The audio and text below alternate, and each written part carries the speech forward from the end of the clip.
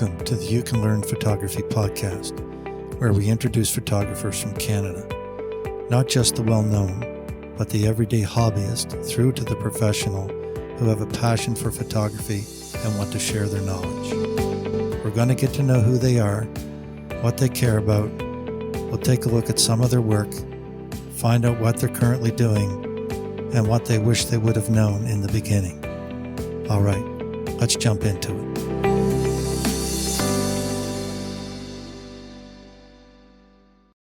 Welcome to episode 17 of the You Can Learn Photography podcast with your host, Trevor A. Walt. In this episode, we'll be talking to Ravin Murugan, a professional photographer and nurse currently based in Halifax, Nova Scotia. We'll be getting to know Ravin as we discuss his passion for photography. We'll discuss many photography topics, such as culture and how it relates to events and portraits, travel, landscapes, and his adventures with many DJI drone models, as well as his recent FPV drone. Although it's been a while since we've published an episode, this one turned out longer than previous episodes, but is packed with lots of information, and hope that you find our discussion interesting as well. So let's sit back, go for a stroll or drive, and listen into our conversation with Ravin. So Ravin, we initially met in 2012 during a Bridgewater Photo Club meeting looking at some of your images, discussing your Canon 6D camera, and I especially remember your passion and excitement for photography.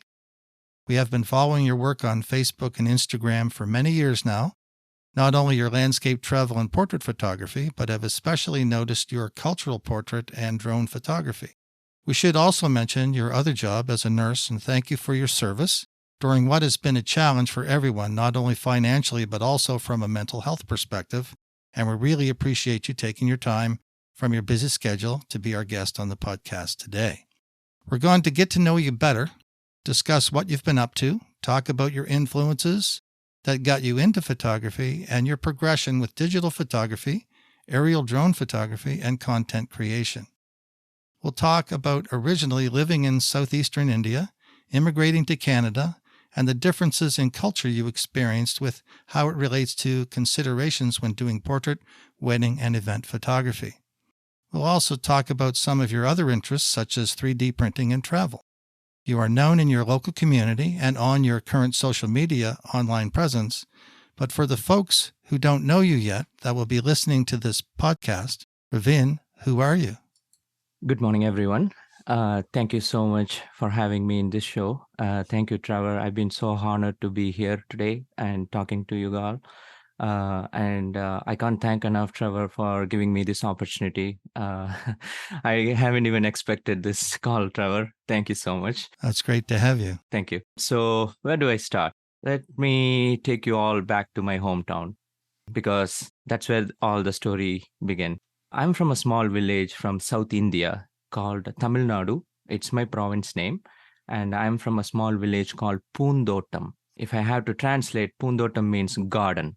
So I'm from a garden village, let's say that way. So I'm the only child for my parents, and my mother is a nurse, and my father is a farmer. So we hail from a middle-class family where you can't afford a expensive camera or anything. So I had to be honest here, because photography didn't touch my life till 2012 because like I said, you can't afford a camera back home. But I remember as a kid using the Kodak film camera at my uncle's wedding in Delhi. They were very so confident to give the camera to me and said, go and click everything you want. Oh, wow. So I remember playing with the film and I know all the basics. Then slowly the passion was following me, and I was following photography without knowingly because I always appreciate good photos. Like even I'm a critiker. If my friends take a photo, I will tell them, hey, you can, like modify the composition. It will look really better. But I didn't know that I had that passion till 2012 when I got my first DSLR camera. that story I have to remember because there was a fight between my mom and me because as you expect, right? So I came to Canada as a student to continue my nursing postgraduate education. So I went to Conestoga College in Ontario.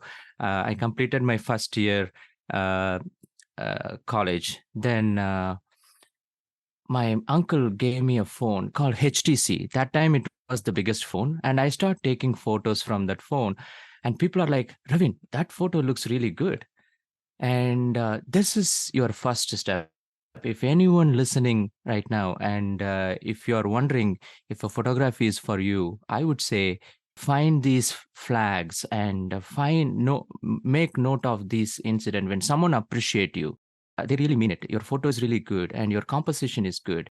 And try to take it to the next level. That was my inspiration initially. When I start taking photos from my mobile phone, all my friends and family start appreciating, but my mom never thought I would end up buying an expensive camera.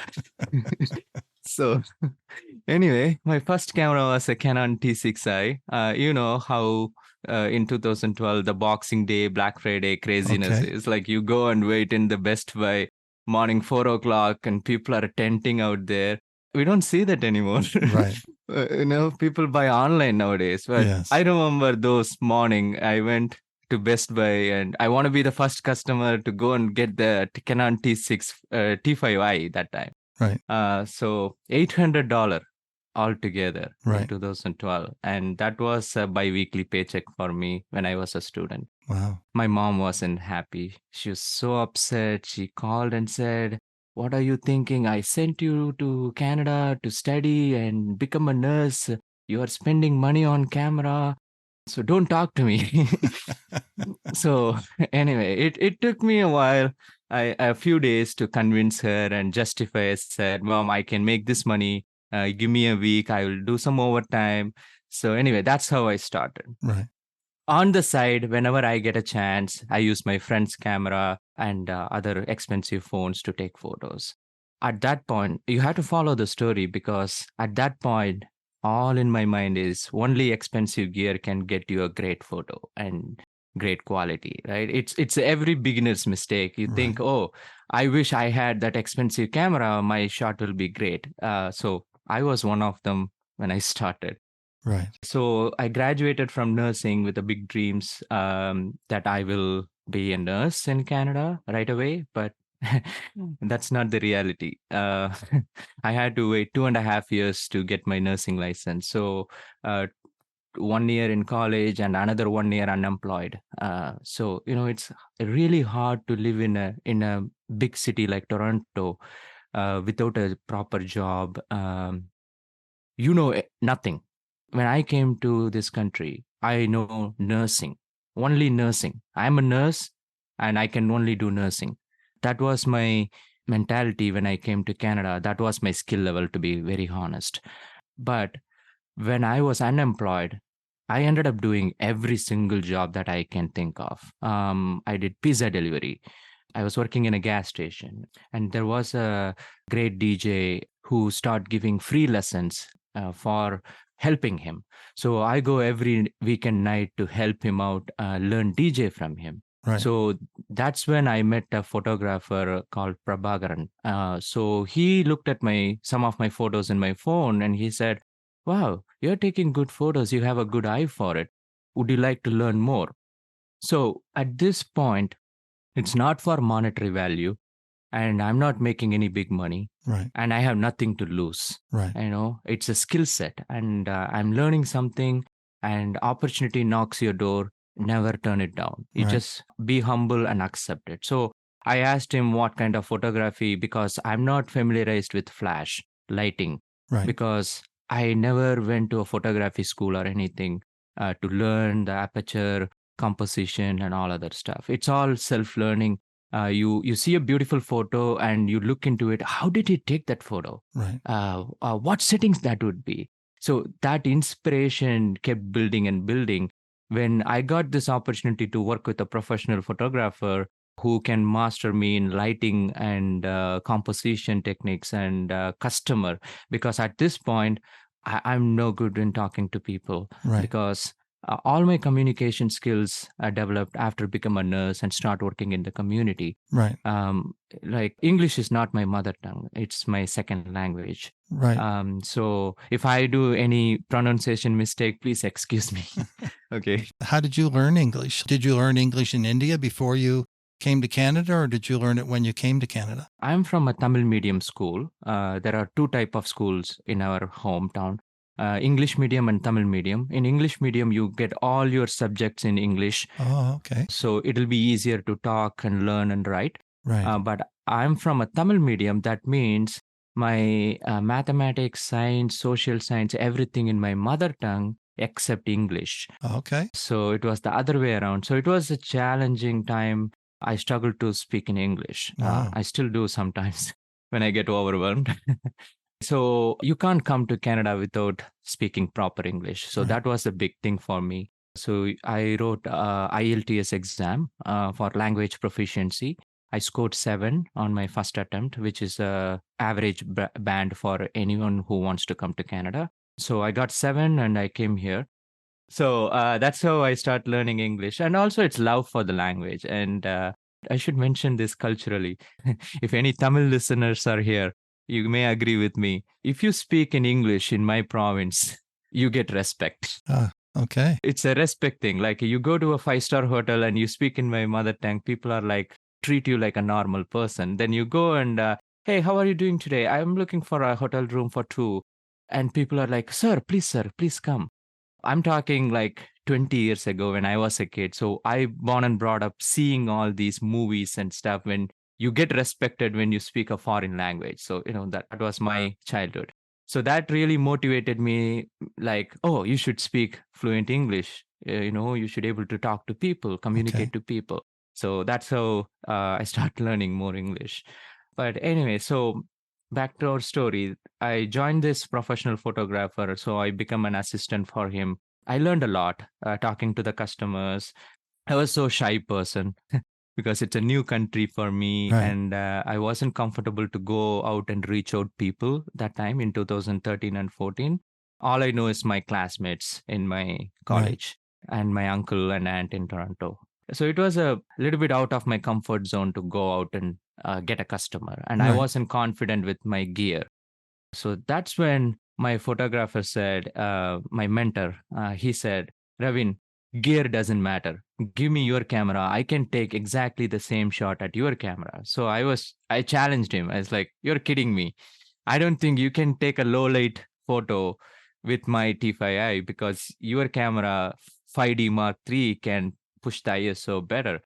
But what he did is smart. He just put it in a tripod and slowed down the shutter and did a flash at the end of the rear curtain synchronization. Right. So he froze the movement. And I'm like, okay, I learned something new. Right. So every incident and every situation I learn. And Right. I like to learn from everybody pretty much. So then I got my nursing license. I needed a full time job. So I came to Nova Scotia, land of opportunity and beautiful people, kind and very, very friendly people. The place I felt like home. Honestly, like Bridgewater Right. felt like home. And every single person when I moved in helped me with everything they have. Great. Yeah, it's a great, great community. So that's how I ended up in photography. But when I started my nursing, I said to myself, you learned a skill. If you want to forget this skill, what's the point of learning it in the first place? We all learn many skills from our childhood. Somebody good at building things or crafting, and as we get old, we don't realize our value, what you are capable of, Right. because we get busy with other things or priorities, right? Right. And you put something else as a priority, and you forgot how to fix the microwave. We used to do it before. So, just an example. So, I am the opposite. I don't do things regularly, but I do things in regular interval. That's what keep me busy and keep me going. I never felt like I'm bored. If I'm bored with photography, I do 3D printing. If I I'm bored with 3D printing, I go out and fly my drone. If I'm bored with that, then I take my motorcycle and go out for a ride. So it's more like living the moment and documenting that through your photography. That's what to me. Right. It's really not a monetary value. When you look at, I'm a nurse and I can get a job, I can work overtime, but sometimes your heart is not in one place. You want to explore the world. Right. You want to try to come out of your comfort zone and be with people. That photography is the key for me to open the door. Even when you think about nowadays the world with lack of appreciation, who doesn't like appreciation, right? Right. Exactly. Everybody needs appreciation, Exactly. and even a little bit of, hey, you did a good job today. That means a lot to Right. many of us. And how many of us are not happy with the job what we do currently because lack of appreciation? Right. I wish my manager just appreciated me for what I did today, right? Right. I think we have to create a culture where we should appreciate each other and encourage each other. It doesn't matter, this person is not 100% mastered in photography, but still he's trying. Right. He's trying to do something. He's trying to make an impact and learn something. So Right. that's me. That person is me. I'm not a perfect person, but I'd like to experiment many things. Right. One thing to realize when you're growing in anything is that you're not going to get to the so-called top of the mountain. And really, what is that? We don't know. We don't know. Because, some people are there by reputation. Some people are there by the hard work they've put in. And everybody has their own story and their difficulties in getting there. But what is there? What is that and where is there? There's really no there, because it takes a lifetime to become a master Exactly. at anything. Again, what is a master? Someone who does their job or does their activity well to a high level. So really there's no, like, once you get to, like, for example, when you're a black belt, there's like a first Dan through to a 10th Dan. But who's to say that there's no other level beyond a 10th Dan? Exactly. Yeah. I'm just, saying, so anyone out there that's working towards a goal, the goal really needs to be just to be better at what you do, to be better as a person. Yeah. That's what's most important. So the same principle for my photography too. I inspire by people work, and I question myself. This is how you should unlock your creativity. When you look at a photo, and my first question, wow, I appreciate the creator. How did he get this shot? Right. Then, okay, this is a beach. Okay, this is a sunset. Okay, this is a backlit. You just break down the scene step by step. You got your answer. The answer is nowhere, and there is no academy like expertise place you should go and learn. It's within you. It's within Right. you. We should unlock it by think about the technical terms and say, what is the aperture will be? Okay, that's how we can improve. Also improving, comparing to ourselves. Trevor mentioned about the cultural photography. It's always challenging to take cultural events and photography because the expectation of every customer is different. Right. So that's when I look at my own photo and say how I can improve this composition next time, Right. where I can place an extra flash next time to lit up this event little better. So we all should be comparing and better getting ourselves in the skill set wise without thinking about the goal. And that Right. is a recent time realization for me, because before we used to market and market and market to a point. What's the point? You're marketing, but you don't have dates to book anyone. Right. So that really discourage you. Now it's more like a share your creativity. Don't worry about your watermark. Like, don't worry about your copyright. If somebody wants to misuse it, okay, let them be. So now to a point, I'm like, okay, I'm open to all my gallery. If anyone want to come and check out my gallery, I'm fine. That was my recent time actualization, which really encouraged me to post more content without worrying too much. Right. Yeah. So speaking of that, photographs, what platform do you currently use to present your gallery online? Currently, I'm using SmugMug. Okay. It's mostly focused on photographer because it has unlimited storage Right. and high resolution photo share. which also has a printable option. Like I said, I'm a person who doesn't want to spend more money on businesses. I Right. do support businesses, but I don't want to hire a web designer from an online and pay them $4,000 and not learning the skill. Right. So I took this opportunity as a learning. So if you go into my website, it's not completed because I did it myself and I'm still playing with it. Right. So I use my SmugMug mostly to share my online gallery. It's password protected. So, like, again, this is where the cultural sensitivity comes in. I want to mention some of the customers don't want to show their photos to everyone. Right. And some of the customers don't even want to post it in social media Right. before the delivery. If you do a baby Right. shower, they don't want to show the photos before actually the baby comes. So for those reasons, I find this platform is more like password protected. I will just give them the password and they will share the password to the family members Right. and they can look into this. There is an option in SmugMug where you can print your photos in any material like a mug, a bag, rug, t-shirt.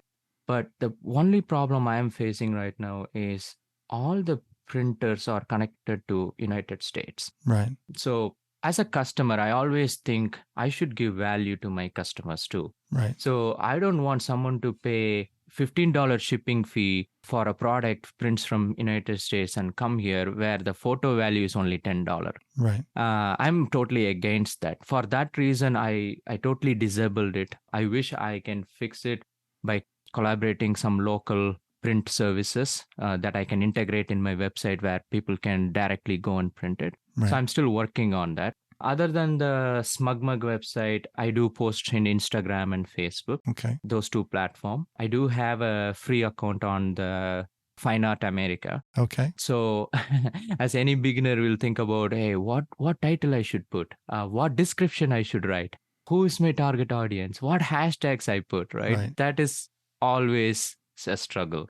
And again, I'm learning all those things from online, like self-taught. Like YouTube has everything. If you are passionate about it, if you want to take photography is your full-time career, I'm pretty sure you can definitely graduate from YouTube University. Yeah, there you go. I do think from a YouTube perspective, the content and stuff out there is fantastic, especially, if you are looking at the people who are creating content who are reputable.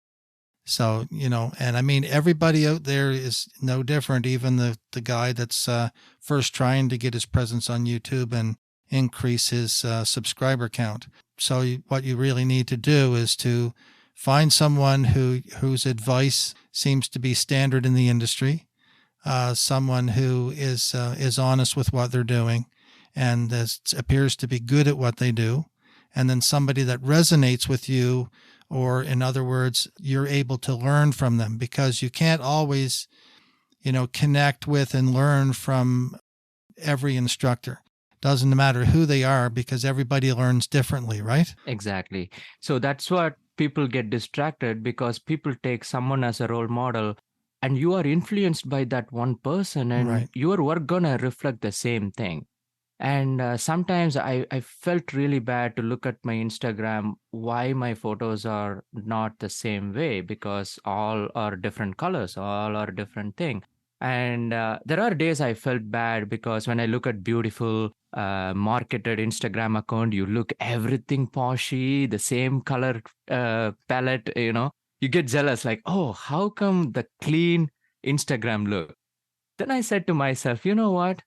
You are not posting it to impress anyone. Right. I'm just posting my work, and this is exactly how I saw this event. Right. This is how colorful I saw through my lens, and this is how I want that to be.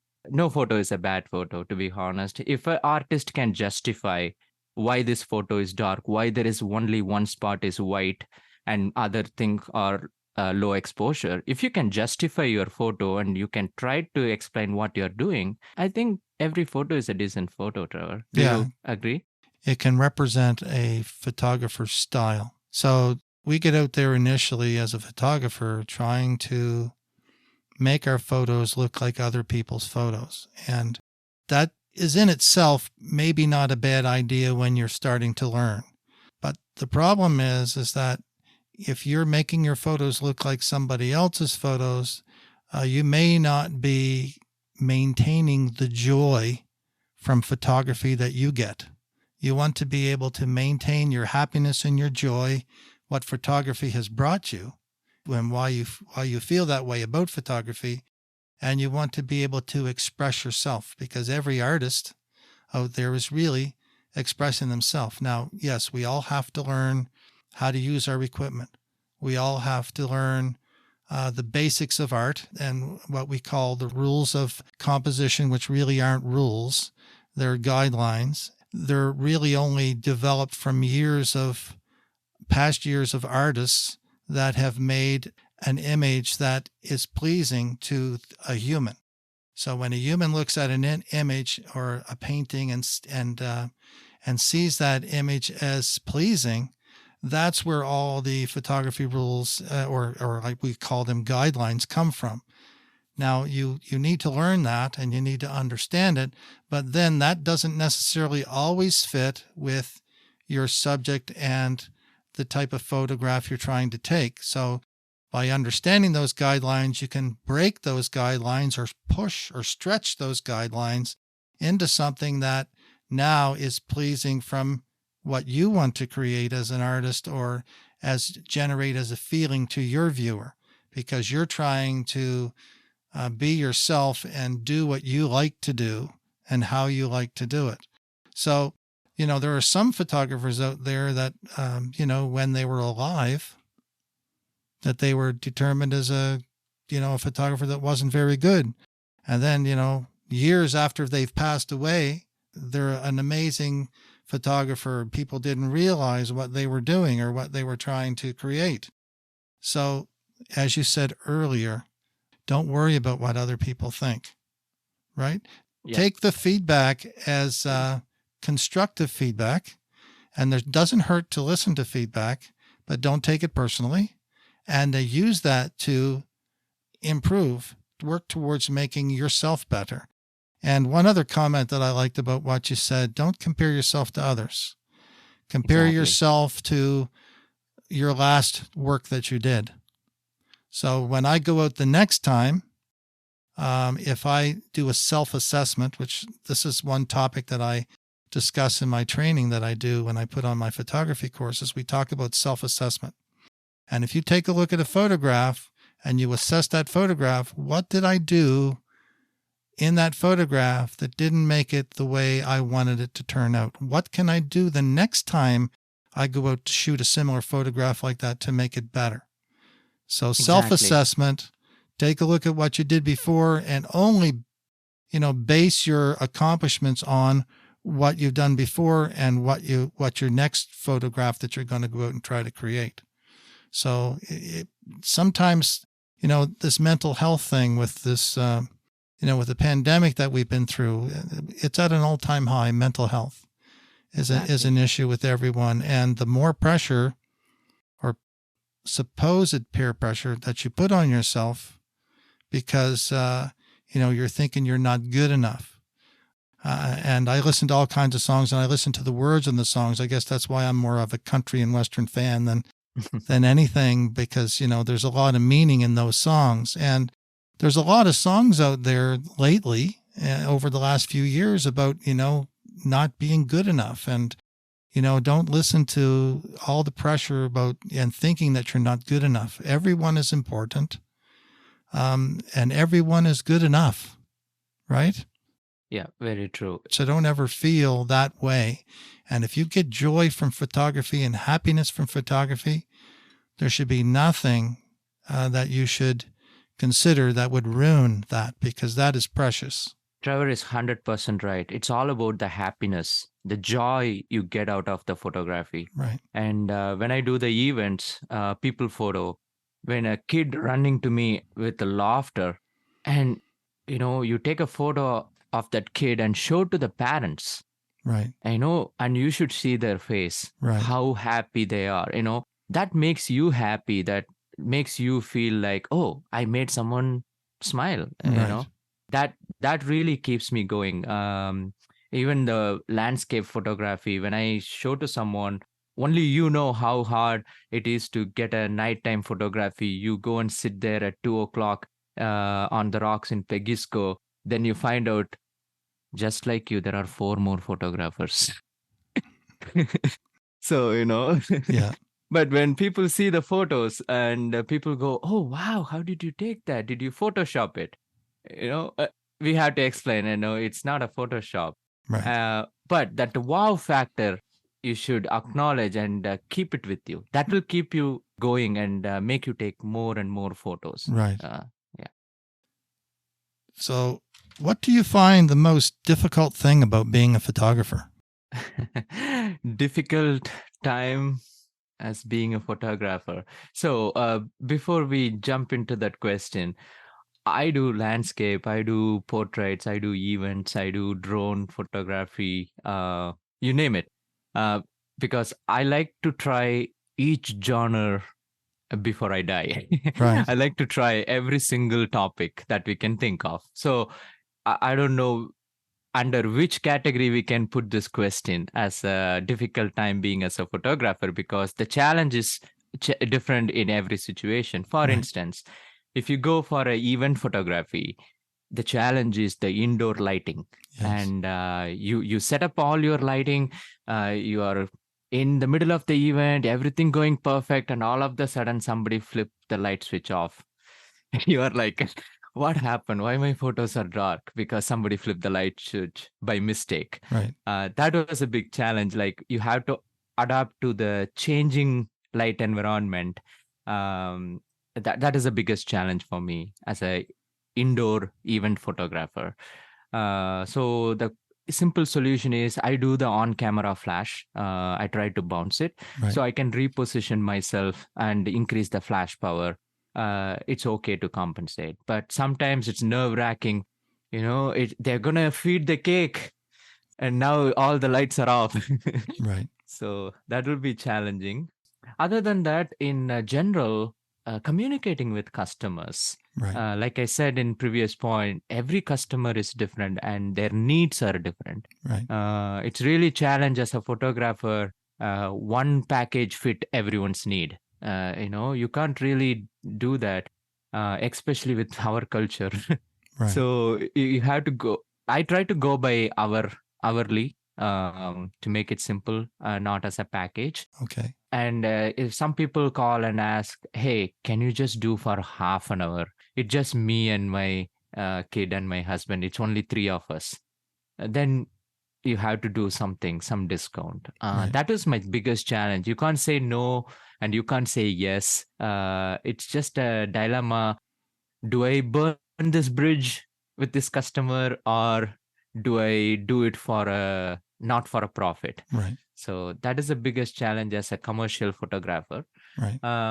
As a drone photographer, weather and restrictions. Right. You are in Citadel Hill, you are in downtown, you wish, oh my God, I can capture this from the sky.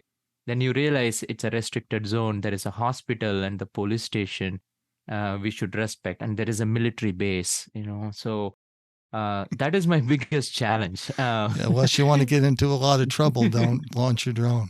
Exactly. So those are my small challenges. Right. Yeah. We talked about, you're getting your first camera. Was a film camera that you were loaned by, I believe you said, your uncle? Yes, Kodak. So he obviously influenced you to get maybe started in photography. Yes. Are there other people that have influenced your work? And are there other people or artists that you follow or keep tabs on that influence things that you want to try? I do. There are many people inspired me in many ways. And especially, I would say the huge contribution is from the Bridgewater Photography Society. Okay. The reason is I never been with a like-minded people who has absolutely nothing but good. Everything they say, the critic, there's truly no selfishness. Like they just want you to be an artist. Right. I truly admire and so pleased to be in that group. That was my real time pushed me towards the artistic side of photography. If you think about before joining Bridgewater Photography Club, I was just a random photographer. I just take photos on an event. Uh, Something little bit about composition I know, but not much about how important it is for an artist to have that composition, to have the critical elements in your photography, Right. to get to that next level. That is something you may not get it by just doing photos. Someone has to critique your work. Right. That's the only time you can go to the next level, who can exactly tell you, yes, this is right. I can tell you a simple example. In a beginner's mindset, oh, 2.8 aperture is sharp. I can have everything crispy. I want very sharp 2.8. And you do a macro, then you realize, oh, I wish you can have little bit more detail in the shot. So it's not always the case, everything we learn online can only tell you the basic, Right. but only a human who experimented it, who did it before, who witnessed it, can tell you exactly what mistake you are doing. I don't think there is a artificial intelligence can give you that kind of critic yet. Right. uh, if I can give a photo to Trevor can tell Ravin, sky looks like a little bit oversaturated. The waves are a little bit crispy. You need to smoothen it. I wish the lighthouse is a little bit to the right, maybe a couple of millimeters. So those comes from an artist who practice art as their full time. Right. That's what I get it from Bridgewater Photography Club. And one of my friend reached out to me, who gave me a critic for a underexposed photo. It is a photo inside a church, but my focus is on the subject, and my subject lit from a window light. To me, it was good because I don't want viewer to get distracted all other places in the church. I want them to look at my subject. There's a window light coming. But my friend, he's young, he's in 20s, and he's learning photography. He said, brother, your photo looks dark. I said, well, I want it to be. He didn't get it. Right. I said, you should join some kind of photography club where people can critique your work and tell you some improvement. Right. Those confidence, you will get it from a group or a photography club. Right. Yeah. If anyone out there looking to improve your artistic side of your photography, even as a wedding photographer, there are days I go to a landscape, beautiful landscape. Before I do my couple photo shoot, I look at the landscape, I take a couple of shots before that and say where I can place my subject to make this scene more beautiful. Right. So regardless if you're a landscape photographer or a wedding photographer, your artistic side will keep improving when you join with the like-minded people. Right. Yeah. It's always about the subject. How can I make my subject look the best in the situation that I'm in? Yeah. What do I need to do to make that happen? That's the difficult part. Yeah, sometimes we have to use the natural light source, Right. or sometimes you have to use the artificial light. Right. That's the key difference between a landscape photographer and a wedding photographer. Right.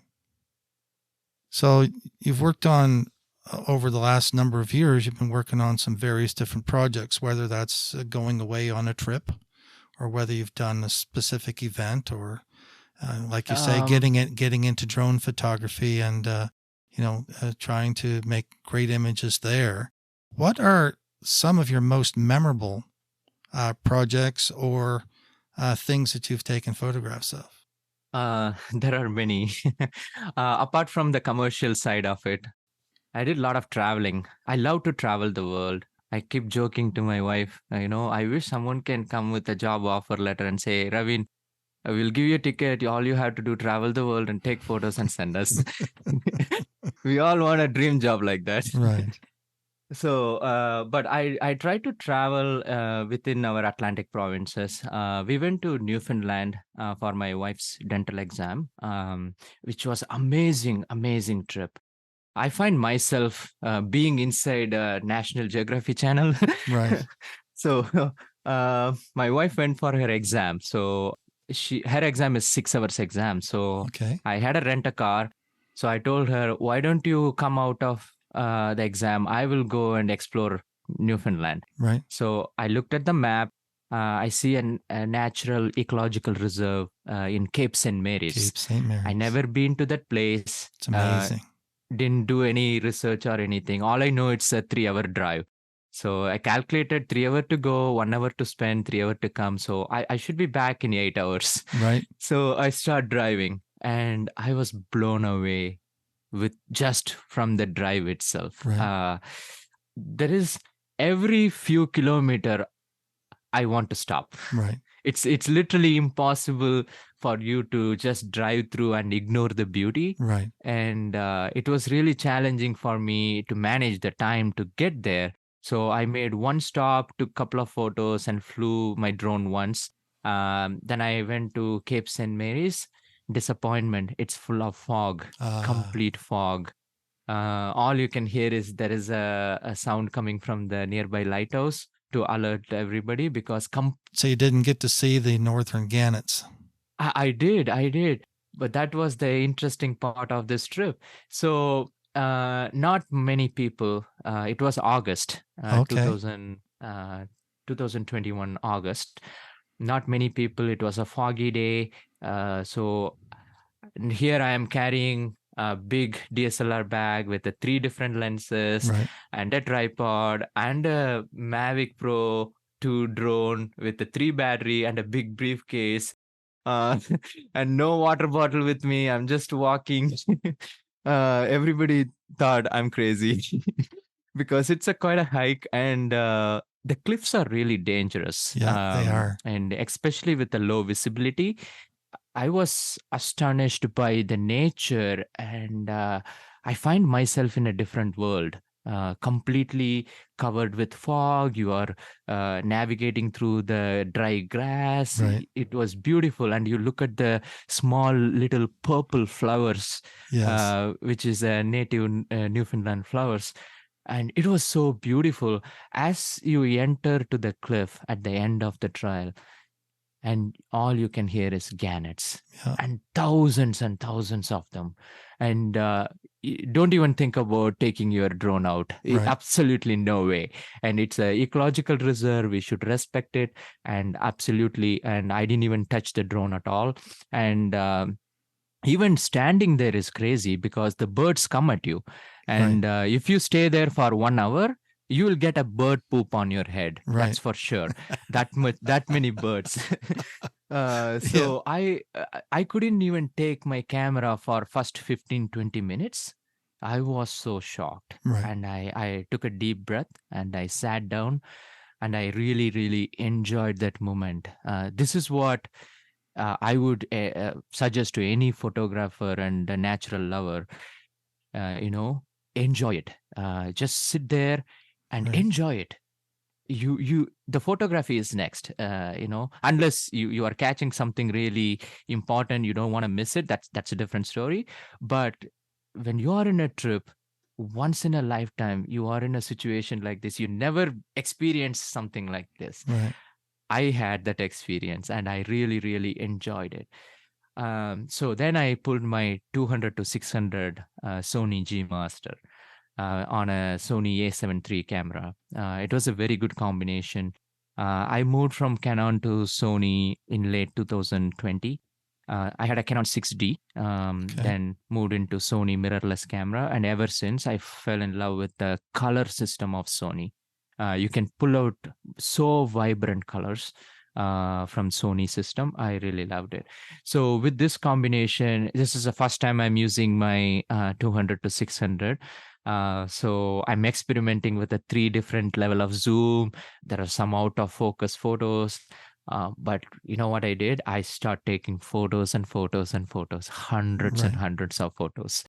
To a point, I had enough. Like almost every single composition I can think of in that. Of course, there are thousands more, but I was under time constraint. I had to drive back for another 3 hours. There are other wildlife lower in the cliff, which I couldn't really take a photo because of the fog. I couldn't dehaze in post-production, couldn't increase the sharpness much because it started breaking into pixels. But this is in my bucket list. So the next time I'm going, I will be well prepared and well planned. Yes. I would like to get more wildlife from St. Mary's Ecological Reserve. Yeah, it's an amazing place. We were there in 2015. Yeah. Darlene and I went, and it was an amazing experience. So that's one northern gannet colony in Atlantic Canada. I think they have somewhere around 15 to 20,000 northern gannet population there. Wow. Up in the Gaspé Peninsula, up in Quebec, which is just above New Brunswick, the northeastern shore of New Brunswick. Go to a place called Pierce, and again, that's French. I don't know if I'm pronouncing it correctly, but Pierce. And there's a place there, there's an island there, which is a national park.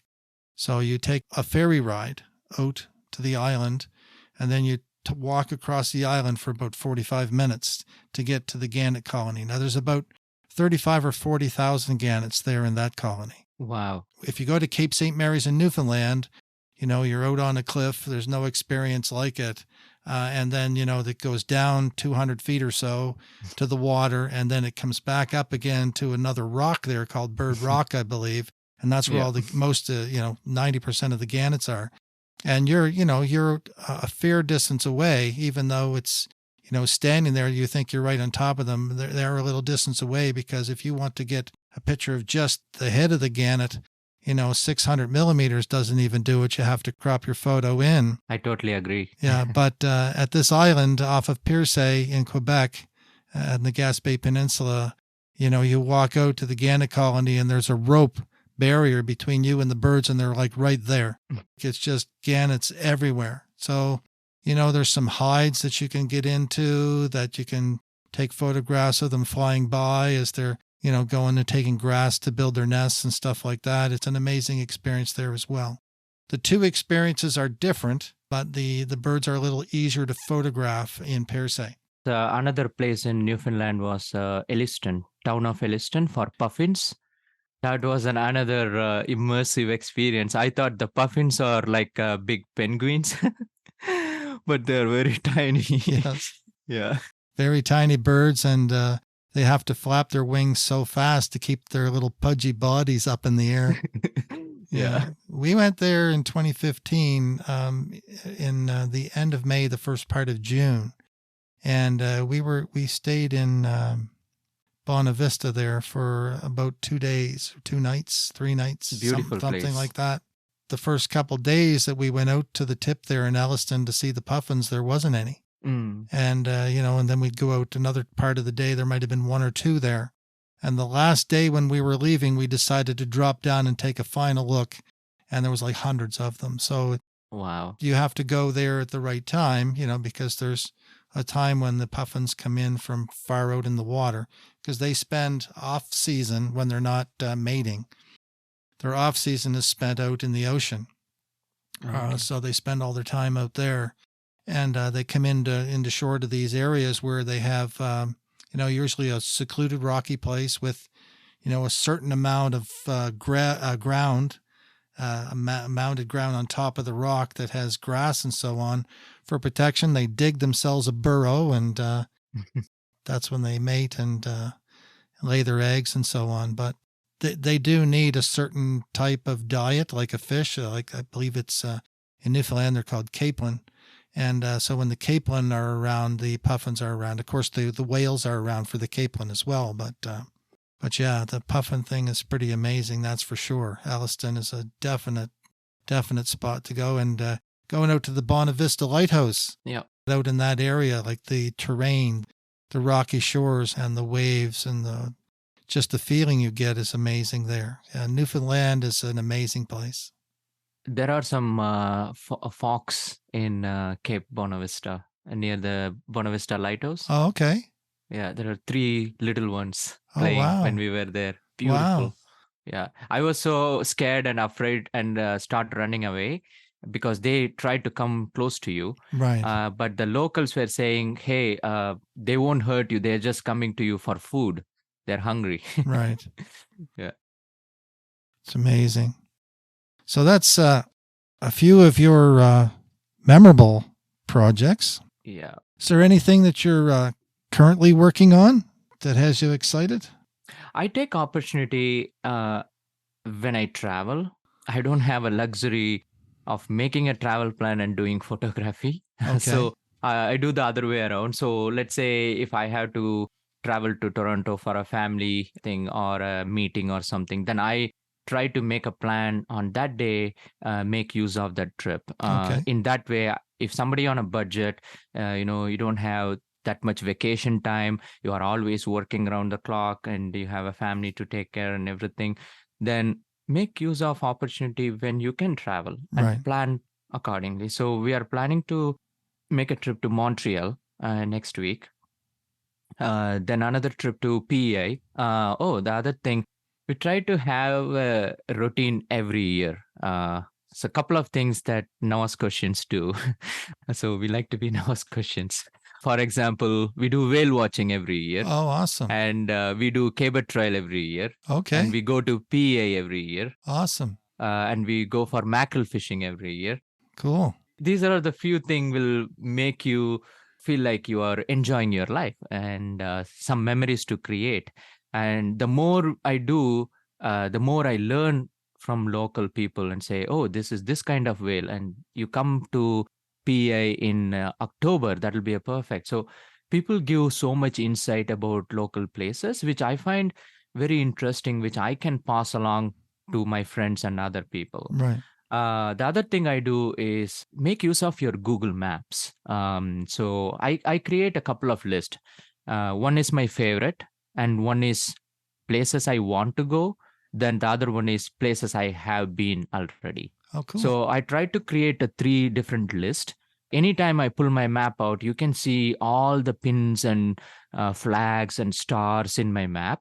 You can easily get rid of it by going into incognito mode Okay. and keep a clean map if you want. Okay. Or you can have a 2 Google account and you can switch. Keep one for your photography with only all the pins, Okay. and the other one for your personal. So this way, even if I am out somewhere, like for example, I don't know where I am, I just open the maps, it gives you a location. All of the sudden, you are seeing a couple of stars nearby. Right. And you are like, oh, this photography is just 5 minutes away. Right. Guys, why don't we just stop by on the way? I need like 15 minutes in that place. Right. So it's really help you without breaking your bank. You can take a lot of photos all around wherever you travel. Right.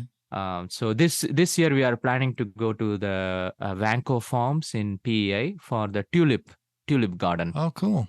Yeah, that is another interesting experience. Right. Couple of acres of tulip farm, and you see all the color on the field. Right. I really like to do a drone photo shoot if possible in that place. So, Cool. Yeah. So when you're away on travel and enjoying yourself, do you take time to write in a diary when you're away? No, I'm totally different. I don't do any logs. Okay. I'm more like digital person. Okay. All your photos are time stamped, including your date and time. Okay. And if you're using iPhone or any modern phone, it will organize your photos according to your month and other stuff. But what I recently is doing is creating memories. This is something I never did it before. I always concerned about the memory problem. You don't have enough memory in your phone. You're taking so many videos. Okay. So that really discouraged me to take photos and videos in the phone. So I upgraded my phone last year. Now, in addition to all the photos, I start taking little bit of videos as well, which will eventually help to create a content and post your photos later. This is something I do recently. To answer the question, instead of journal, I keep a video as a diary. Okay. Like it can be my wife talking to me about something. I just take a 10-15 seconds video. Then actually we took a couple of photos randomly. My wife didn't like it. Okay. She hated it. She's like, look at my hair. I didn't like it. Look at my face. I have a childish face. Okay. Anyway, so I let it go. I didn't erase the photo. After 2 weeks, I showed her the same photo. She's like, oh, I really like this photo. Right. Sometimes it's perspective. Right. when you see. And also the perspective changes. Yes. Whatever good photo to me may not be a good photo for Trevor. Right. It is a perspective thing. Sometimes I find there are photos I reject, how like every photographer will do, and you tell yourself, oh my god, this is a very bad photo, I don't want to give this or show this to anyone. Right. And you flag it and you take it away. Then my wife comes and, why did you reject this photo? I said, I don't think it's good. Why? It's beautiful. There you go. The same with the landscape photography. I took a dry field, like a just dry land after the harvest, like cut off, after the hay cut off, like just Right. a brown field. It was oversaturated with the sky, and I really didn't like the way it turned out. Anyway, my photographer looked at my photo. He's like, I really like this one. Where did you take this? What time of the day? How did you take this? I'm like, that's the least liked photo. I didn't like that photo. I almost ready to delete that photo. So that made me a reflection. I don't delete photos anymore. Right. I keep it, just in case. There are days I turn my a little bit of out of focus image into a black and white photo and add a little bit of grain into it. And that turned out to be a beautiful photo. Right. Our initial impression may not be the correct impression. And that's why they say when you're editing a photo to leave it and then wait a day or two and come back to it and take a look. Because the same as writing something, if you write something, you think it sounds good, you walk away and you come back and read it again. It's like reading it with another set of eyes, and you'll see things that you didn't see before. So yeah, not being too overly fixated on trying to cull your photos too drastically.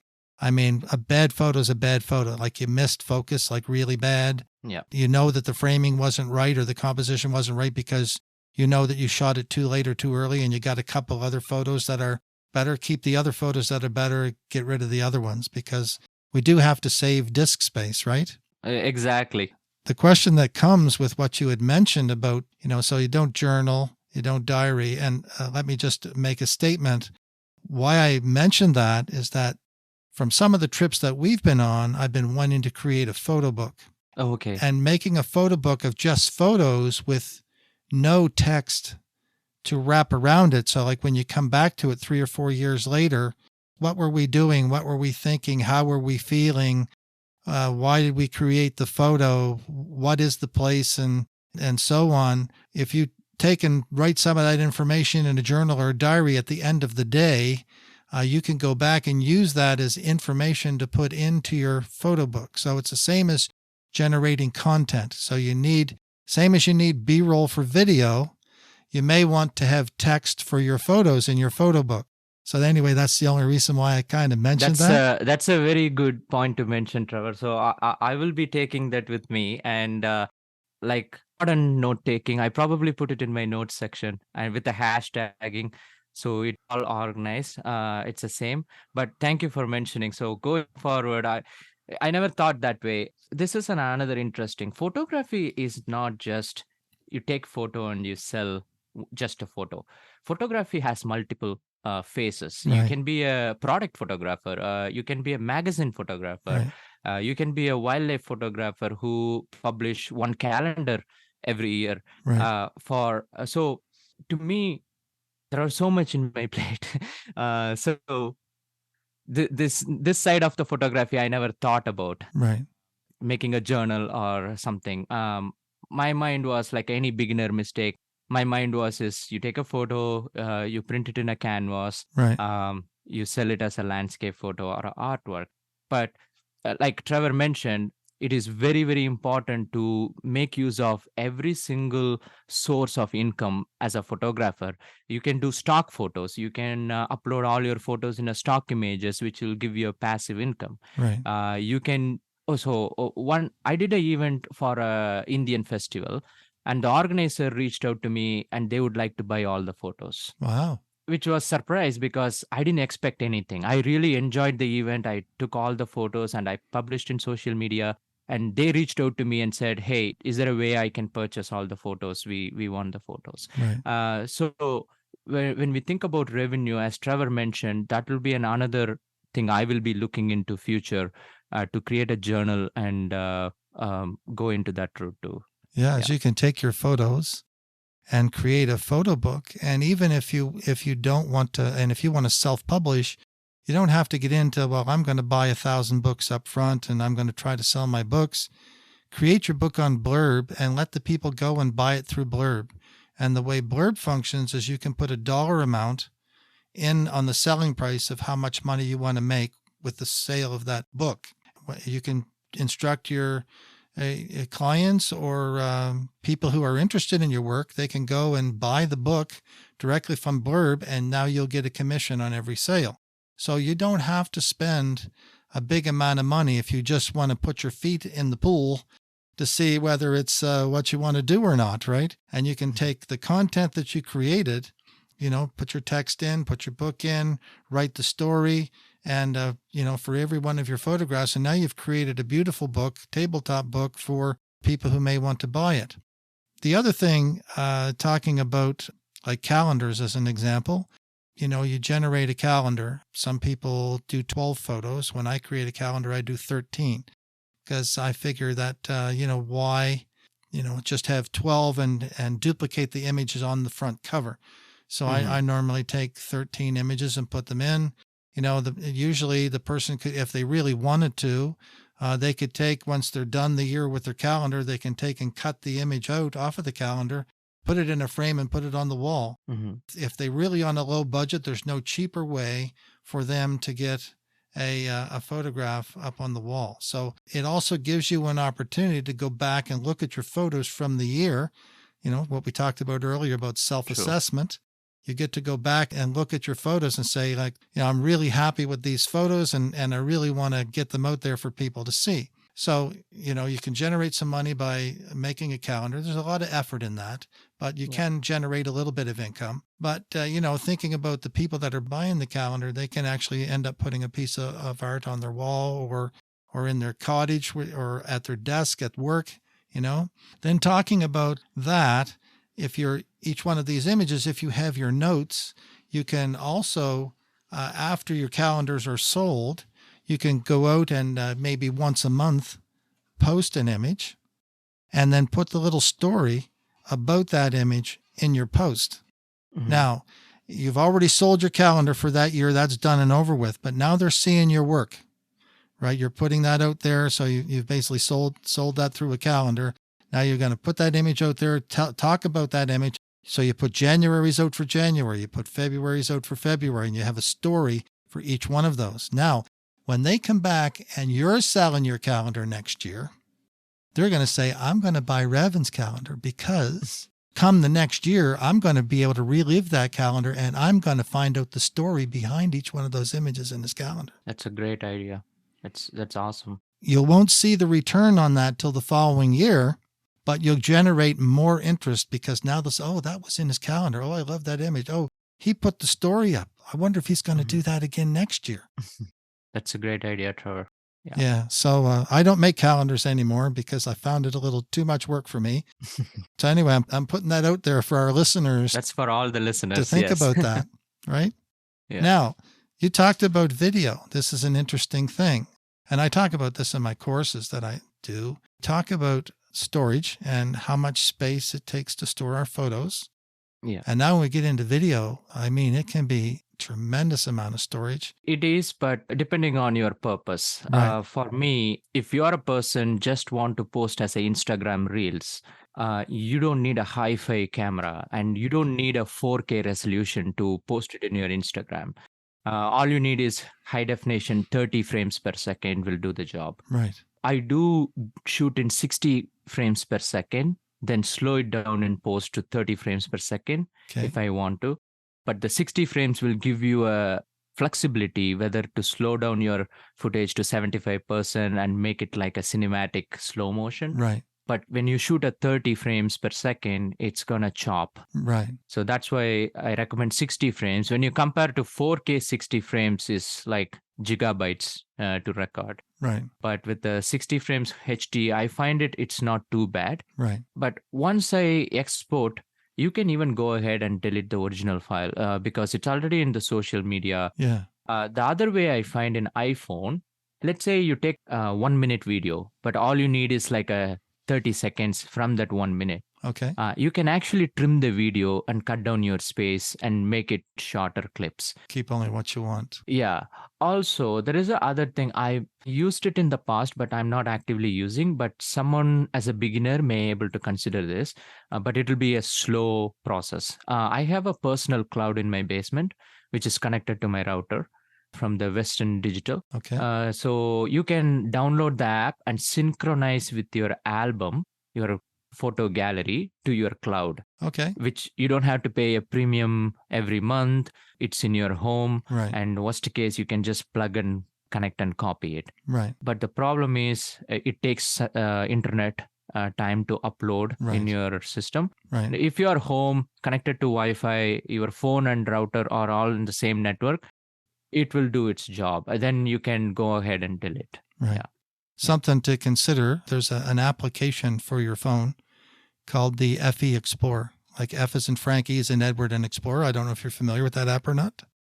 But what you can do is if your computer or your network drive is networked on your network, you can actually use that FE app to transfer your videos and your pictures directly from your phone to a directory on your disk drives on your network. So that's a very handy tool.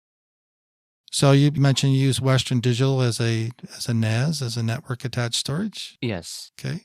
Then other than that, I use these lace for my photography. I find these ones are a little bit faster than the traditional HDD. Right. And also for video, when it comes to video, you can't really process a bigger file on a HDD because Right. it is very slow. It will buffer depending on how powerful is your computer. Right. So I find a small SSD like a 256 or a 128.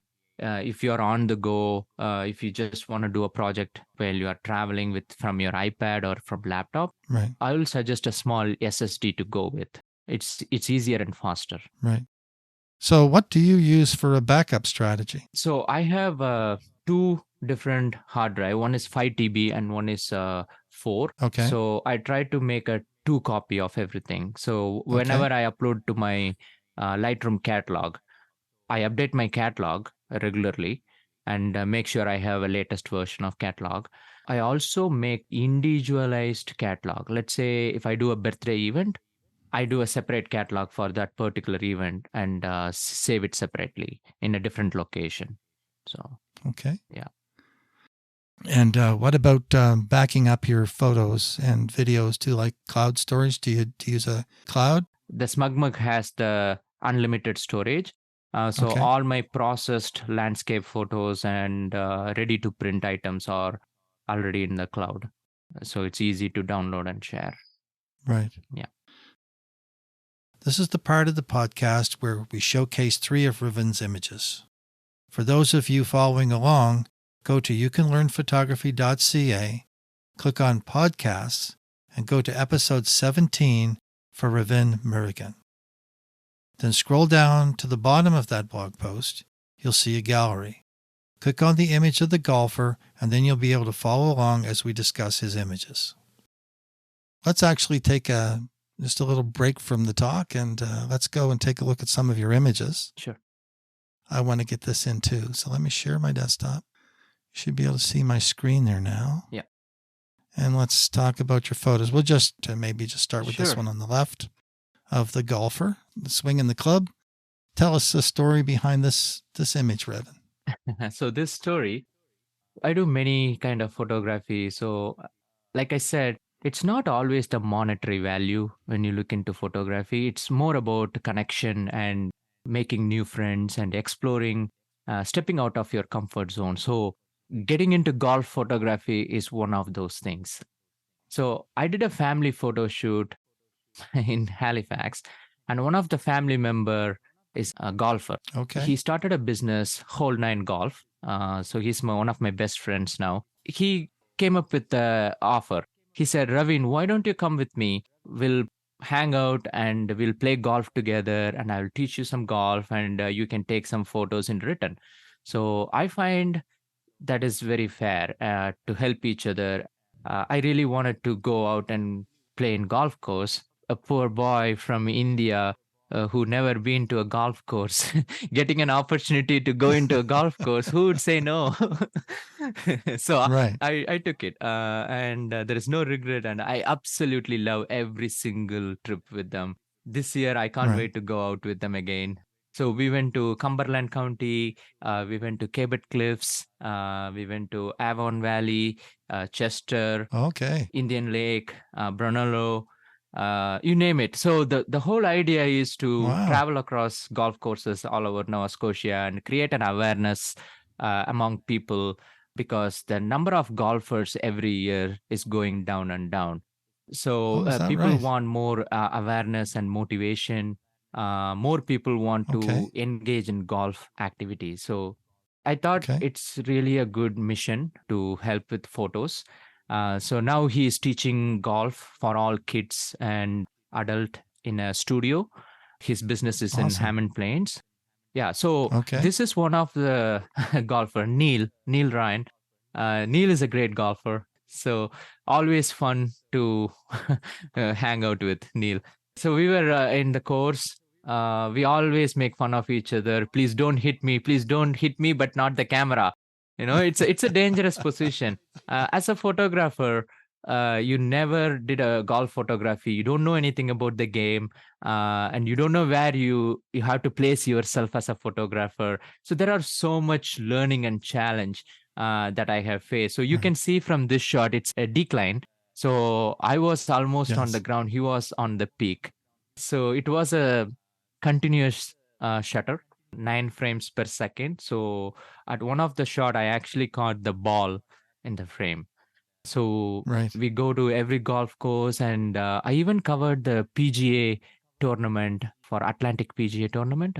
I covered for Oh, them. cool. I took 50 players' photos individually when they Okay. played. I took all their Cool. photos. My idea is just take photos and enjoy. It's a big tournament. You Right. have an opportunity to be there. I tried to cover as many players as possible.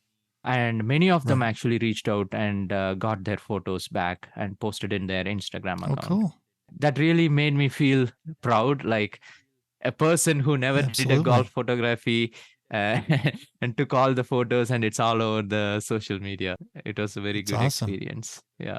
When you're out with your friend here, do you shoot any video? Most videos we shoot in his phone, because I Okay. try not to overstep, even in my regular photography business. When a customer come and ask, hey, can you also do a video? There are some expert and advanced photographer who will switch the camera mode into video mode and take couple of short Right. videos.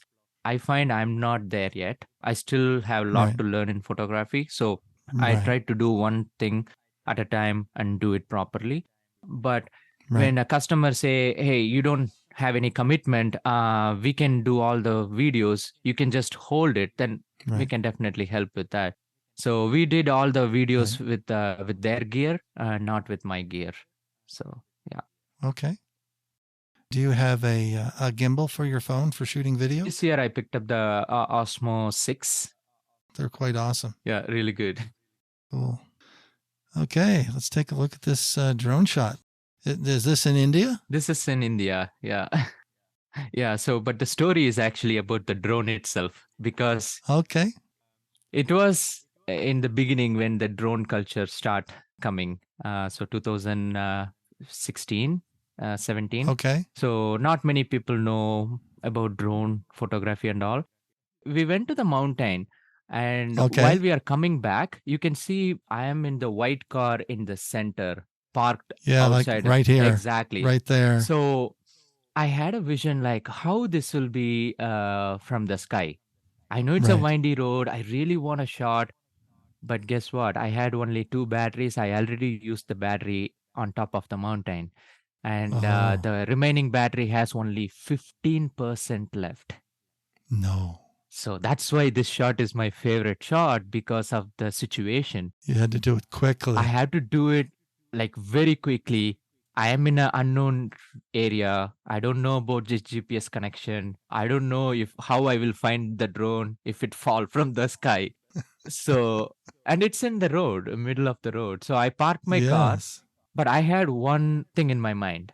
Make it simple, not lot of movement, not lot of throttle, not lot of gimbal movement. So as soon as I lift off the drone, I turned the gimbal into a bird's eye view. Right.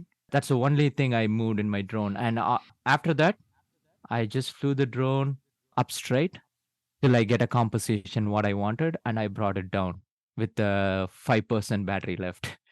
Wow. So this shot, I never thought I would get this shot, and this is the only shot I got from that aerial view. So which model drone was this? This was a Mavic Pro, the Okay. first one. Yeah. Wow. The 15% battery, get it. And even I could able to get the clouds in that shot, which is pretty look amazing. at that. These clouds here and here. Yeah. I didn't Photoshop mist. much. It just a Lightroom correction. So Yes. yeah. Amazing. I can't wait to go back again and try this again. And here's your northern gannet photo. Yeah, this is this is my favorite. Believe it or not, if I have a chance, I will definitely share the sequence of photos. Okay. I can actually make a story out of this sequence of photos. This is something I would encourage all the beginners to look into it, because a photo is just a photo, but it converts into a story when you have a sequence of photos. Right. What happened before this? What happened after this? What happened at the end of it? When you do a wedding, it's not always just the couple. It's about the crowd who is Right. present in this wedding, and decorations and the lightings and all the single elements present in that place. That converts our photos into stories. Right. This photos was one of that kind, where I can imaginary write a story. These two gannets are getting married. Right. And throughout the photos, only two gannets are like this, really enjoying. They are trying to mate each other, and they are always separate. All other gannets are minding their own business and looking down and feeding each other. But only these two gannets are the hero and heroine of the whole day, Right. which I really find so special for me being there and documenting the sequence of photos and enjoy Right. the moment. It was an amazing experience. So this was from your trip to Cape St. Mary's in Newfoundland. This is from Cape St. Mary's, yes. Wow. Yeah. Awesome. Okay, this next photo here of the ferry in Halifax that goes between Halifax and Dartmouth. Yes. I haven't posted this photo yet in social media. This is a recent one from last week. Okay. I had my Sony A7 III and 24-70 Sigma.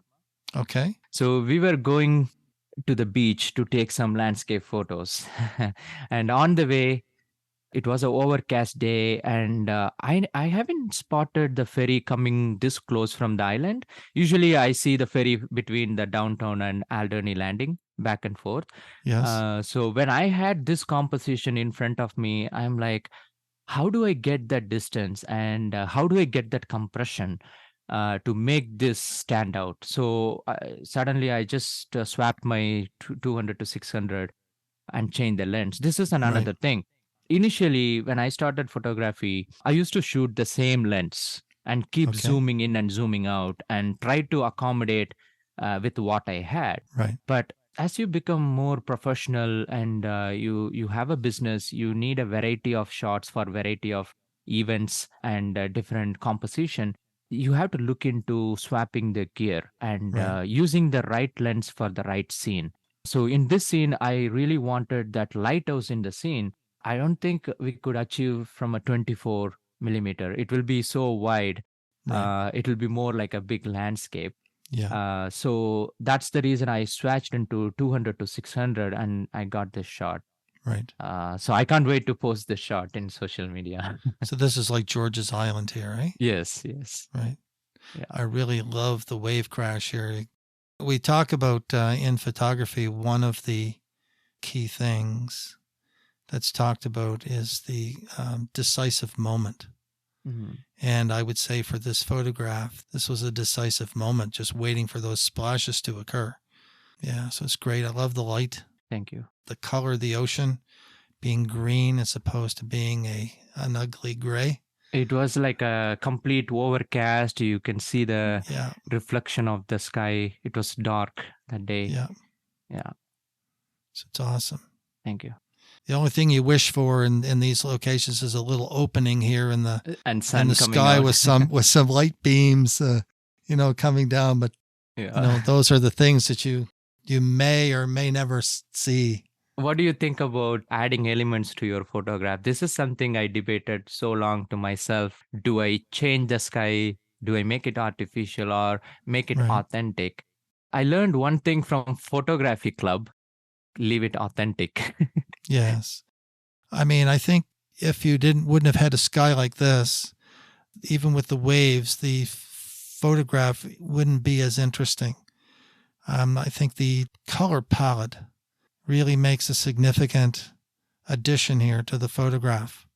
From a color wheel perspective, where you have your oranges and here your blues and oranges, or the oranges and the blues are like reversed from each other.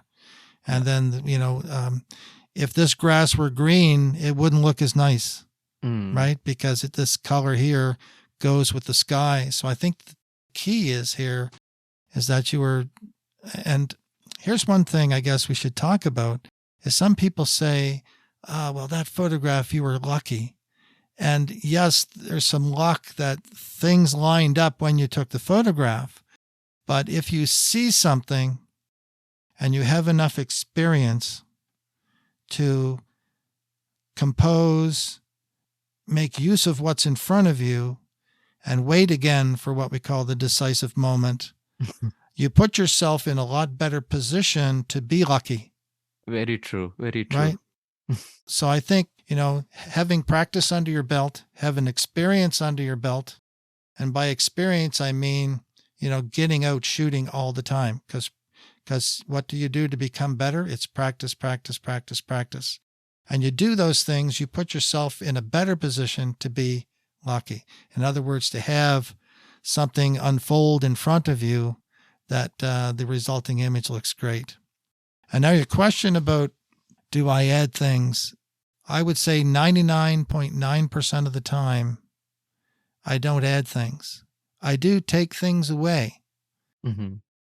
If there's an element in there that's a distracting element. So I will take things away. I do try to crop the image or size the image to remove the distraction first. And then if there's something there that I just can't get rid of, and if I can't get back to take the photograph again, I'll remove something from the image.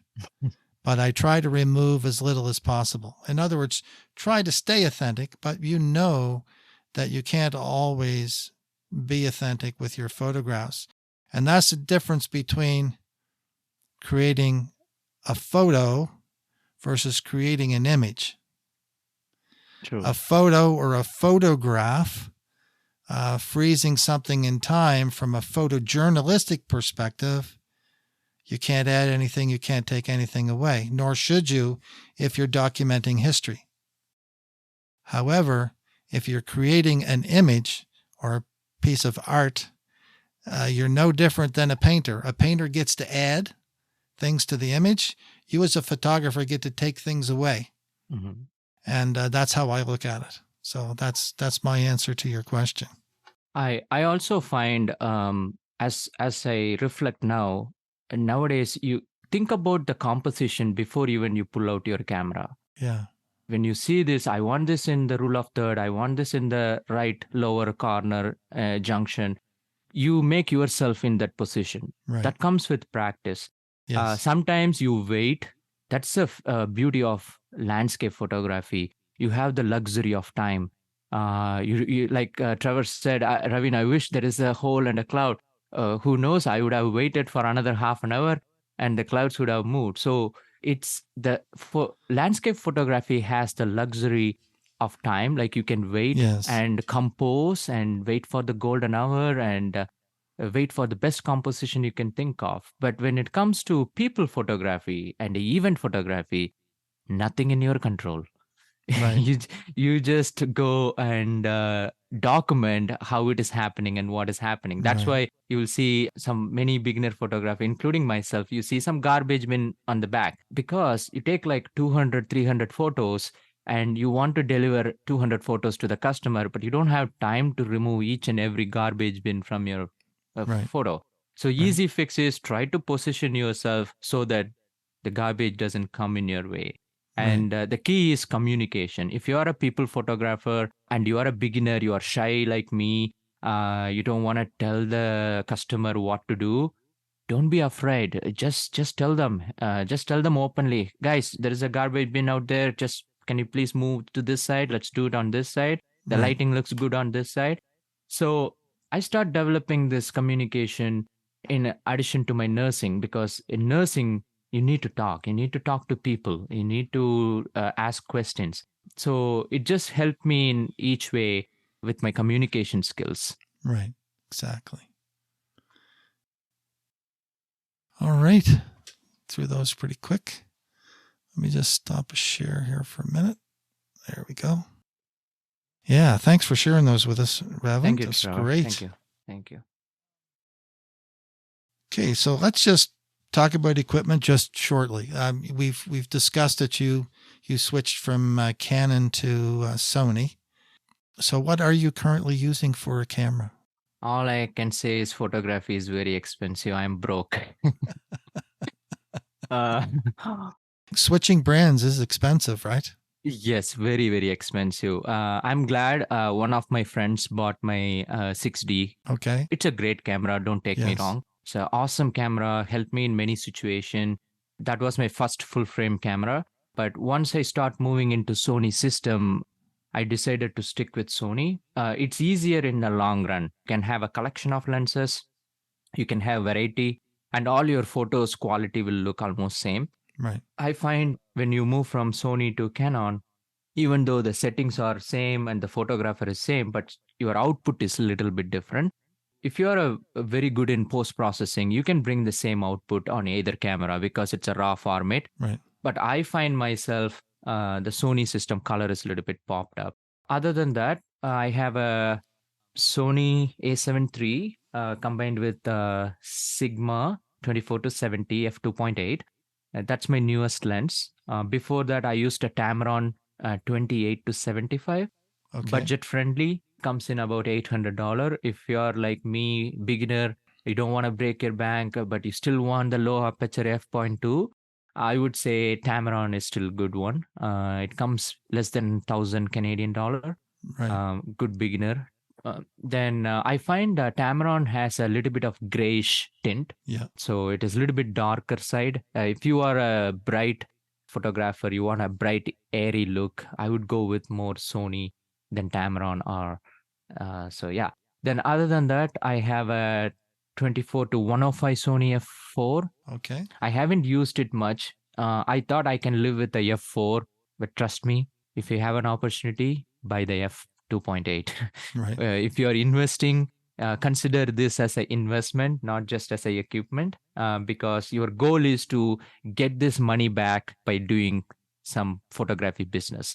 Right. We don't have luxury to spend like $5,000, $6,000 and using it for fun. But my goal is, if I spend $2,000 on a lens, I should be able to get that money back in near future. Right. Either that way or try to do some order, save some money, then purchase your lens. And how I am purchasing lately is I'm financing with Henry's. So it's a monthly installment, no interest for 12 months. Okay. So I go on order and pay over 12 months. Okay. So I think one thing to consider for people listening out there who haven't gone through this, it's the same as purchasing a tripod. Go and buy a tripod that is a little more into your budget, and then a year down the road, you throw that tripod away and go buy another one, but still your budget isn't quite high enough. So you still buy another mediocre tripod.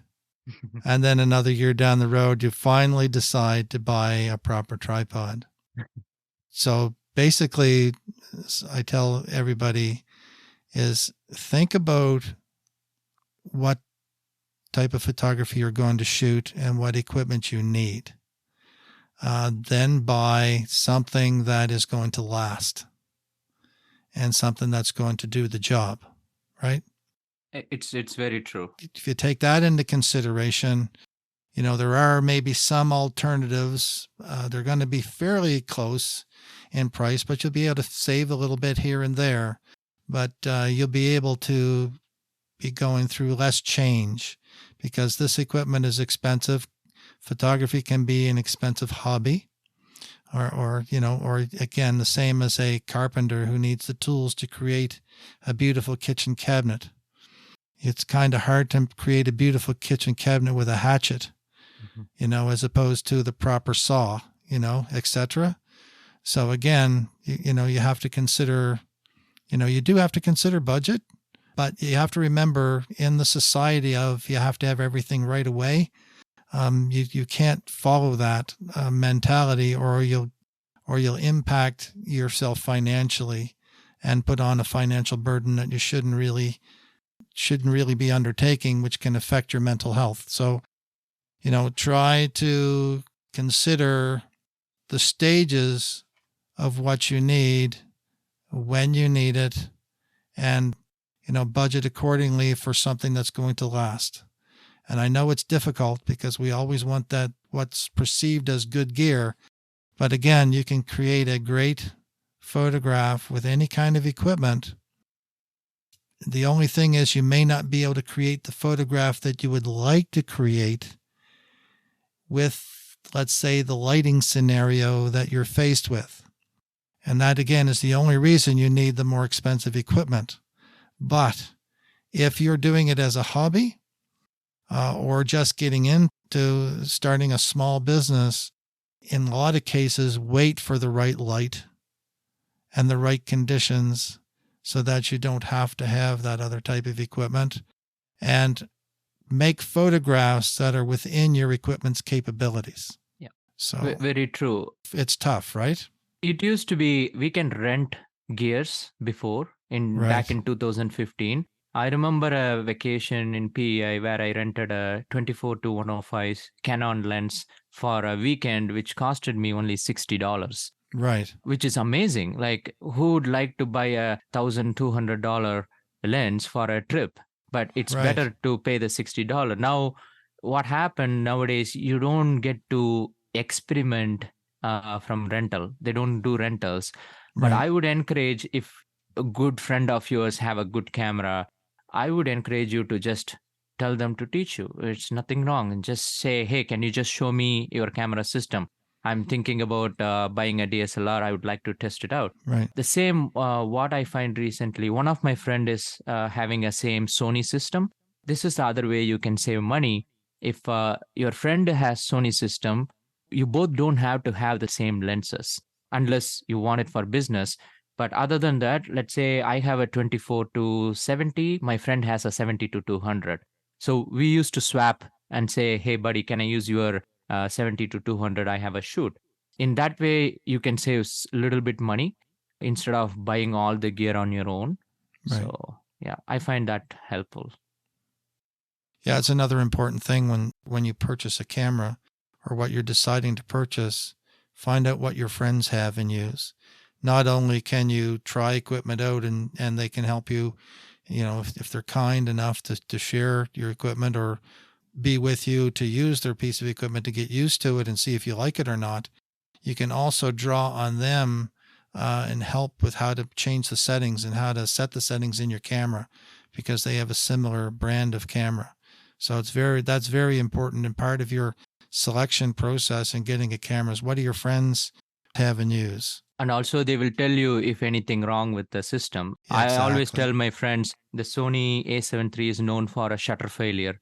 Thank God I didn't have one yet, but I'm just waiting for the day. Yeah, do you have a backup camera? I'm thinking about Sony A7 IV. Yeah. But we'll see. We had a problem with one of Darlene's R5s. It failed, and of course, all we had for a backup was a 7D Mark II, right, which isn't in the same class at all. Mm-hmm. So, we had to purchase a backup camera, and Okay. we purchased another R5 because she's so used to the mirrorless system now.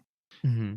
You really, if you're shooting as a business, you really need to either have a friend that's willing to loan you a backup camera, or you need to have a backup camera and or lens, because sometimes your equipment can fail on you. If it fails, you don't get it back instantly. It takes anywhere from 4 to 8 weeks to get a camera returned from repair. And nowadays the shops are not even open like it used to. Right, they have to send it away. Yeah, it's really hard to get the gear, and unless they don't have in stock. So Right, exactly. So maybe we'll have a discussion about drones. What kind of drone did you start with? What kind of drones are you using now? And which drones do you like the most? it's a long history. To a point now, I consider myself as a collector. It is expensive again, especially the DJI drones are really expensive. Right. So I started with a Phantom 4. That was like a standard model with the Okay. legs and big propellers and a big Okay. body. You have to carry like a bunny when you go. Right. So I flew this around our South Shore, Avance Park, Research Beach. It was beautiful. And at that point, I have no idea about editing software. I have no idea about how to process the footage. Absolutely nothing. It's just a toy flying with a camera. Right. But I did enjoy the photography part of it. I used mostly for photos than videos. So slowly I start using more and more photos for panorama photos, mostly because it is very unique perspective to get a panoramic view from the sky. Yes. So when I lost my Phantom, I bought a Mavic Pro, Okay. which is the next one, but this time it's a used one. It came with 3 extra batteries. Since I lost my first drone, this is a fear of losing another drone. I Right. don't want to spend full money on a brand new drone. Right. So I got it like $600 cheaper than the original, the new Phantom. drone. So I thought it's a good deal. So I started using the Mavic Pro. That's my first drone for videos, to be honest. But I still find the Mavic Pro is more complex to set up and everything. This is like 4-6 years ago. So that time, not much drone regulation. Right. I was so scared to fly a big drone. So I ended up buying a Spark. Okay. It's a smaller version, but I didn't like the photo quality and it's very wobbly on the wind. So I bought the Spark, I sold the Spark. So after making a trip to India with the Mavic Pro, I came back after 1 year. This drone started giving me problem. The gimbal start getting wobbly. I did service, but still it's not good. Of course, it's a used drone too. Right. I have nothing much to complain. Right. I used it for 2 years, so I took the value out of it. Right. I still have the drone. It's still good camera to take a photo, but not for video. It is so wobbly. Right. So I ended up buying a Mavic 2 Pro, Okay. which is very professional. I use Mavic 2 Pro for all my printable photos nowadays. For any drone aerial shots, that comes mostly from my Mavic 2 Pro. Okay. It has a bigger sensor and very good in low light and also wind resistance. Right. So I enjoyed these. Then we got into the Mavic Mini 3 Pro. Oh, there you go. We're getting there. Right. So Mavic Mini 3 Pro, I wish this came 4 years early. Right. Feel like I lost so much time. This is such a handy drone. I just lift it off from my sunroof. I go to the parking lot, turn off my camera, and do auto lift from my hand. Okay. The reason is Mavic 3 Pro is not good with wind. If you have a heavy wind, you shouldn't be flying to start with. But if you have a heavy wind, it will not even take off. It will say the propellers are blocked. That means the wind is blowing in opposite direction. The propellers cannot spin. Wow. I learned it in Pegisco. I tried to take off. It never took off. I'm like, what's wrong? Nothing stuck in the propeller. So it was the wind. Right. So, but I enjoy how simplicity it is. The image quality it can render with the 48 megapixel. I really enjoy. Also, the vertical shooting mode. This is the main reason why I purchased the Mavic Okay. 3 Pro.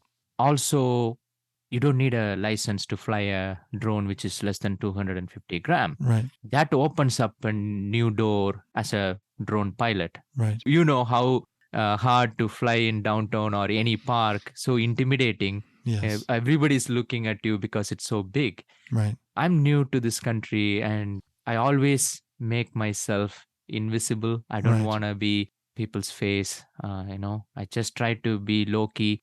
So I try not to disturb anyone. Right. We have drone pilot license. It's just like any other car. You drive a car, you do something wrong, the cop's gonna pull over you. So Right. same, you do a illegal thing with your drone, the cop's gonna pull over you, check your license, and give you a ticket. So Right. nobody wants to be in a situation. So we have to be mindful where we fly. Yeah. So in that note, I find the Mavic Mini 3 is very, very low key. Right. So after Mavic Mavic Mini 3 Pro, I wanted to get into FPV drone. Okay. So one of my friends doing a FPV drone, he built it on his own. His drone is completely manual. Okay. That means it won't hover. You let go the stick, it's gonna fall from the sky. Oh, wow. So it's completely manual. When he showed me with his VR glasses and Yes. everything, I was so surprised. I do have a VR, virtual reality headset. So I know how to use that and I know how the experience will be. But this is completely different. It's not even like you are watching a movie. It almost feels like you are inside a fighter jet. It's so immersive. Yeah. When you fly our normal drone, the video has a lag, a little bit of lag. Right. So you move to the right, after fraction of second, it moves to the right. But the FPV drones are very fast. So it's like you're sitting right inside of it. Exactly. And you can make a maneuver, like you can go straight and make a 90-degree turn like a drift. So I did fly a couple of times already. It is amazing. And I'm still scared to go into manual mode. I'm still Right. flying in the normal and sport mode. You purchased a DJI Avita? Yeah, Avata, yeah. It's not a gimbal. Like, in other words, if you bank it, the camera turns too, right? Yes, it turns. The whole aircraft turns. Right. Instead of we have a front and back, left and right, yeah. This drone has a 360. So depending on how much power you give to one side of the propeller, the drone tips into it. Right. So yeah, and you have to counterbalance with the other joystick to make it straight. Otherwise, you will be like going tip down. What is it, like the feet you use in a helicopter? Yeah. So one guy explained, have a plate and keep a tennis ball in the center. Yeah. Now try there you to go. balance the tennis ball in the center. That's how it feels like. Just as a question, like the purpose of purchasing a drone like that, as I understand those drones, like there's like a racing community where you race these things. Yes. So is that what you're interested in doing, or? Not for racing purpose, more for natural and landscape. For example, I know every aspect we talked about today talks about creativity and artistic side of it. Right. And every gear you add into your cab opens up a new way of creativity. Okay. Which is something I find the Avatar can do. Make yourself as a director. You are flying on top of a mountain, all of a sudden you are diving deep down into the river, flying so close to the riverbed and taking a right turn, going into a dirt road, going into the tree and opening to a beach, and there is a people. Right. What I explained, you can fly through and make it happen in your real time. Right. So to me, every time I go out and take this Avata out, I must plan the trip. Yeah.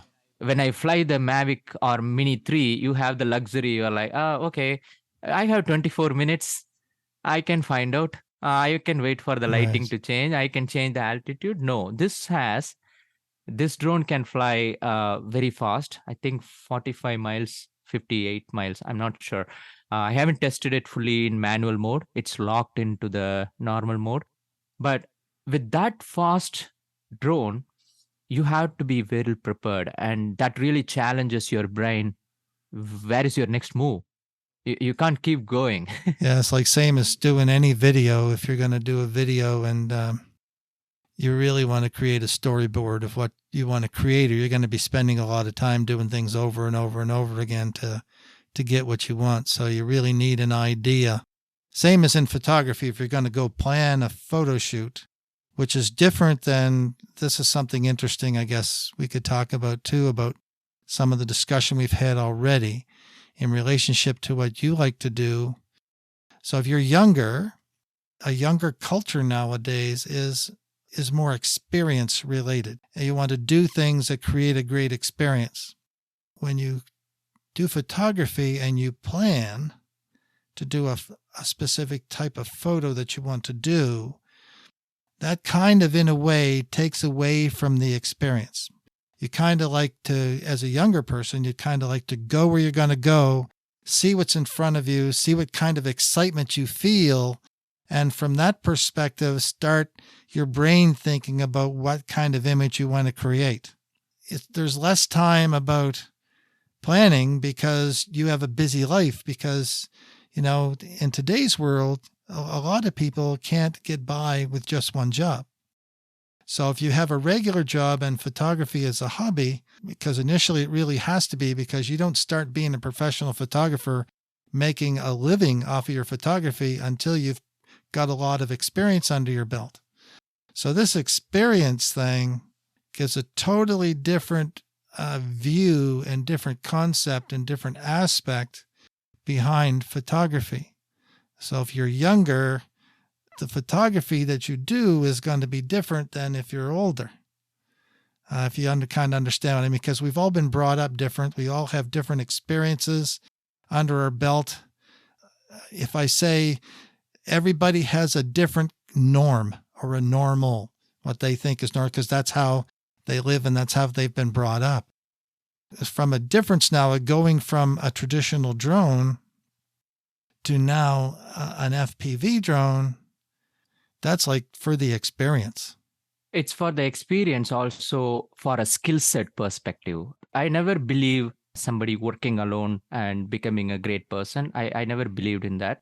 We all need friends, we all need family, we all need mentors and Right. inspiration. So on that note, I will be so happy to fit in a team as just a drone pilot. I Yes. just thinking of a skill set rather than what do I do with it. I just Right. want to fly this drone perfectly without hurting anyone, without harming anyone, also getting a beautiful shot. Right. When a team needs a drone photographer, you have your skills ready. Hey, Right. can you fly a FPV drone? Yeah, I can. Can you fly a normal drone? Yeah, I can.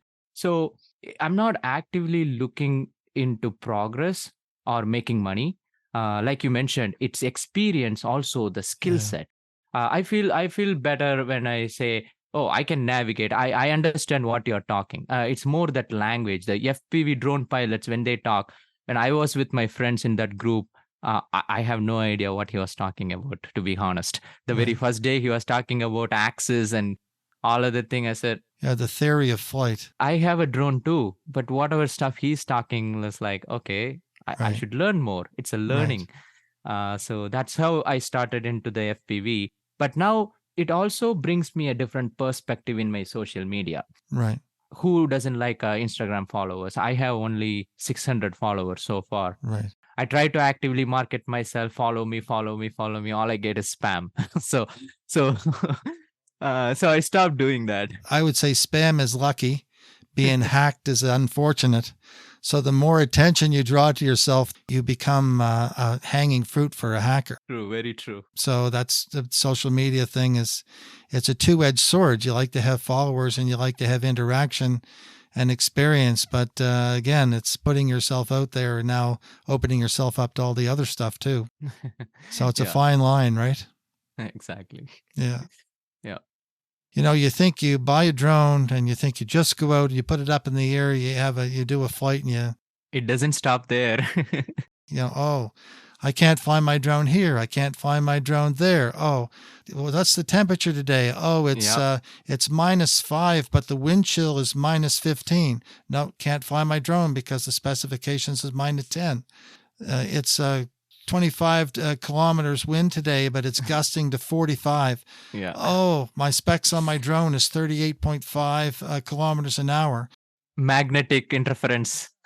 And now the KP index, which is the radiation interference from sunbursts and potential, which is an indicator for potential of aurora, right? It's the KP index. Oh, you can't fly if it's 4 or more. Am I going to be in controlled airspace? Do I have to fly near or over people? Oh, now I need to, apply for an SFOC. And oh, yes, I have to do that 60 days in advance. Mm-hmm. And all the documentation you have to submit, all your procedures and all your safety procedures. And yeah. So yes, the other part of drone photography is flying safe. And part of flying safe is becoming aware of the rules and becoming a licensed pilot. And so there's the basic level and there's the advanced level. How far have you got with your licensing? I got the basic pilot license and I'm working on the documents you have shared. And Okay. Thank you so much for all the resources Right. that you shared. So I'm excited to get my advanced pilot license. And I got my basic. I wrote my advanced exam, but now it's the same as getting your driver's license. Even though I've passed the advanced exam, I'm not a certified advanced pilot yet. I have to get a flight review, which is the same as like when you go for your driver's test for driving a car. You write your test, but then you have the ride along to finally get your license. I got to do that ride along yet. So I need some more preparation, going through the training and stuff, trying to understand weather, because all of these questions are on the exam about weather. Use of alcohol or drugs, or even whether you're tired or not. If you're tired, you're not supposed to fly a drone. Yeah. It's all about safety. Everything is about safety. So yeah, we should create this awareness. I think we all should, as a community and as a community of drone pilots and photographers, and we should encourage properly certified drone pilot thing, because some people misuse and it's very discouraging, because I see Right. how the government's going to take it. They're going to stop and Right. restrict many drone pilots. We should respect and don't disturb anyone, and don't fly in downtown and near to Right. the military base and helipads. Yeah. Everybody that's out there who has a drone, visit Transport Canada, look at the under drone safety, and take a look at some of that and at least become aware. And the other thing I'll mention is you don't want to be that guy who makes it on the news and results in even more drone pilot regulations. You don't want to be that guy. I know you want to have fun. To some people, it's just a toy, but please take a look at drone safety. Take it seriously. By all means, have fun, but at least follow some of the basic regulations so that you don't enforce further regulations on all of the other drone pilots that are trying to have fun as well. All right, so we'll leave that topic alone. That's a never-ending topic, Trevor. Yes, it is. Yeah. So a quick question about photos. Sure. We're getting towards the end here of printing No problem. photos. Do you own your own printer, or do you send your stuff to the photo lab? I sent to Photo Lab. Okay. Our Bridgewater Photo Club has a tie-up with the Atlantic Photo Supply, where they give some discounts for our club members. Okay. So I do metallic prints with them, other luster prints with them. Right. Then recently, Halifax canvas prints. Okay. They do my canvas prints. Okay. But I have a small printer, but not really used much. Right. Didn't have to use.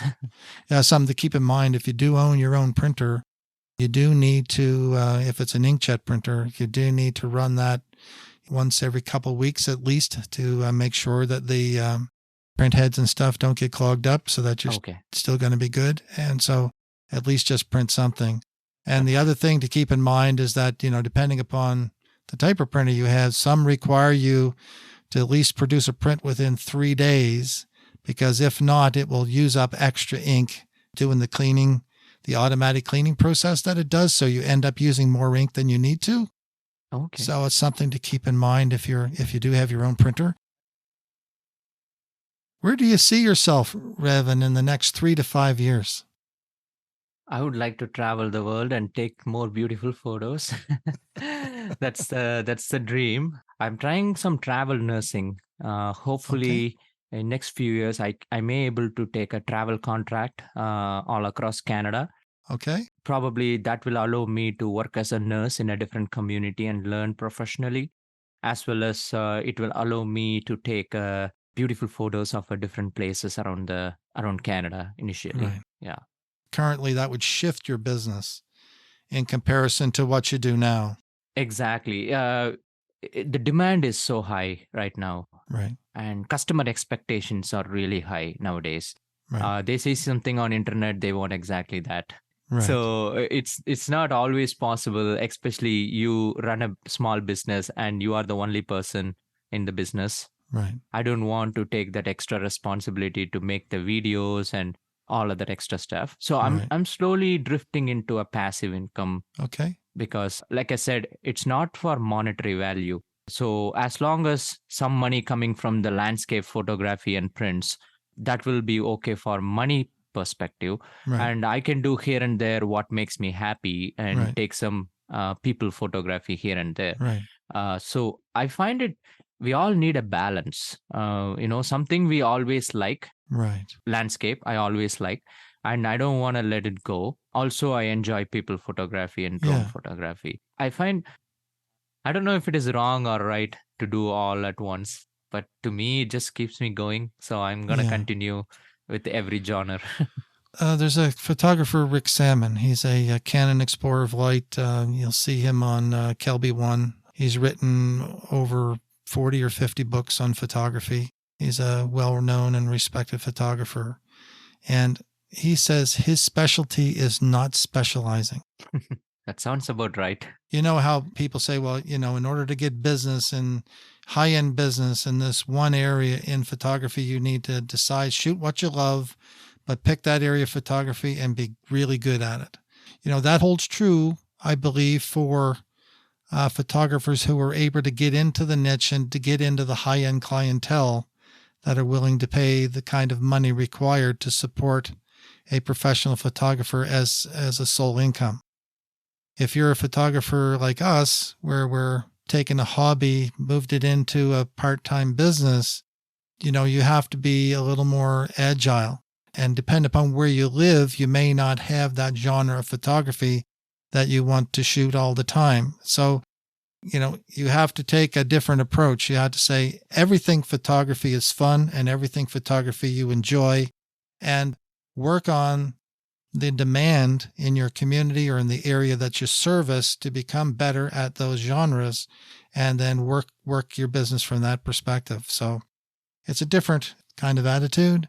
But becoming a travel photographer be the dream of a lot of people. It's an opportunity for one, more experience, and two, financially, it's an opportunity. And again, from your perspective, being a photographer, going to various different places and not having to incur that expense because, you just happen to be there because of your job, that's a big advantage. You have to be careful not to burn yourself out. No, it's the other way around for me, because nowadays in medical profession, most people take it for granted. I know people say thank you, but you do come across people who thinks it's just your job. And like I said in the beginning, who doesn't like appreciation? But it will be sad to expect appreciation in a healthcare, because we all dedicated. We don't expect appreciation, but we all human too. We have to consider ourselves and treat ourselves with respect. But how I compensate, if I lack appreciation in my one job, I get that appreciation through my photos. Right. And people say, wow, that's a great photo. Yeah. That appreciation satisfies me, and that gives me a good balance, and I'm happy as a nurse, as a photographer. Yeah. I think going back to your previous comment about the healthcare industry, I think it's a general feeling because of access. And I think the sad thing is people are frustrated before they get there. And that frustration is taken out on the people who are trying to help them. And they have to understand that the people that are there working in your industry, being a nurse or being a doctor, anyone in healthcare, it's a different game. In a regular job, not every regular job is the difference between life and death. I mean, being in the military, in a war, it's between life and death. So being a nurse, being a doctor isn't necessarily as serious as that. But when it comes down to the individual, it can mean life or death. And not everybody has a job like that. So they have to understand that, you have to be at the top of your game. You're always worried about making a mistake. You work hard to make sure, or try to make sure, that you don't make mistakes. That's why there's checks and balances. That's why there's tests. That's why the process is the way it is. And is the process frustrating at times? Yes. But we as regular people coming in to receive healthcare need to understand that the people that we're coming to see are working or attempting to be at the top of their game and do the best that they can for us. The other thing is compassion. I'm talking about this because my daughter's a nurse as well. And what I'd like to say is that the person that's working in the healthcare system, from a compassion perspective, they have to treat every patient just as a patient. Because if they get too close and they become too intimate with the patient, it can become devastating to the healthcare professional. It's not that the healthcare professional doesn't care; they care a lot. But if they're not careful, their mental illness condition can turn into PTSD and become very serious.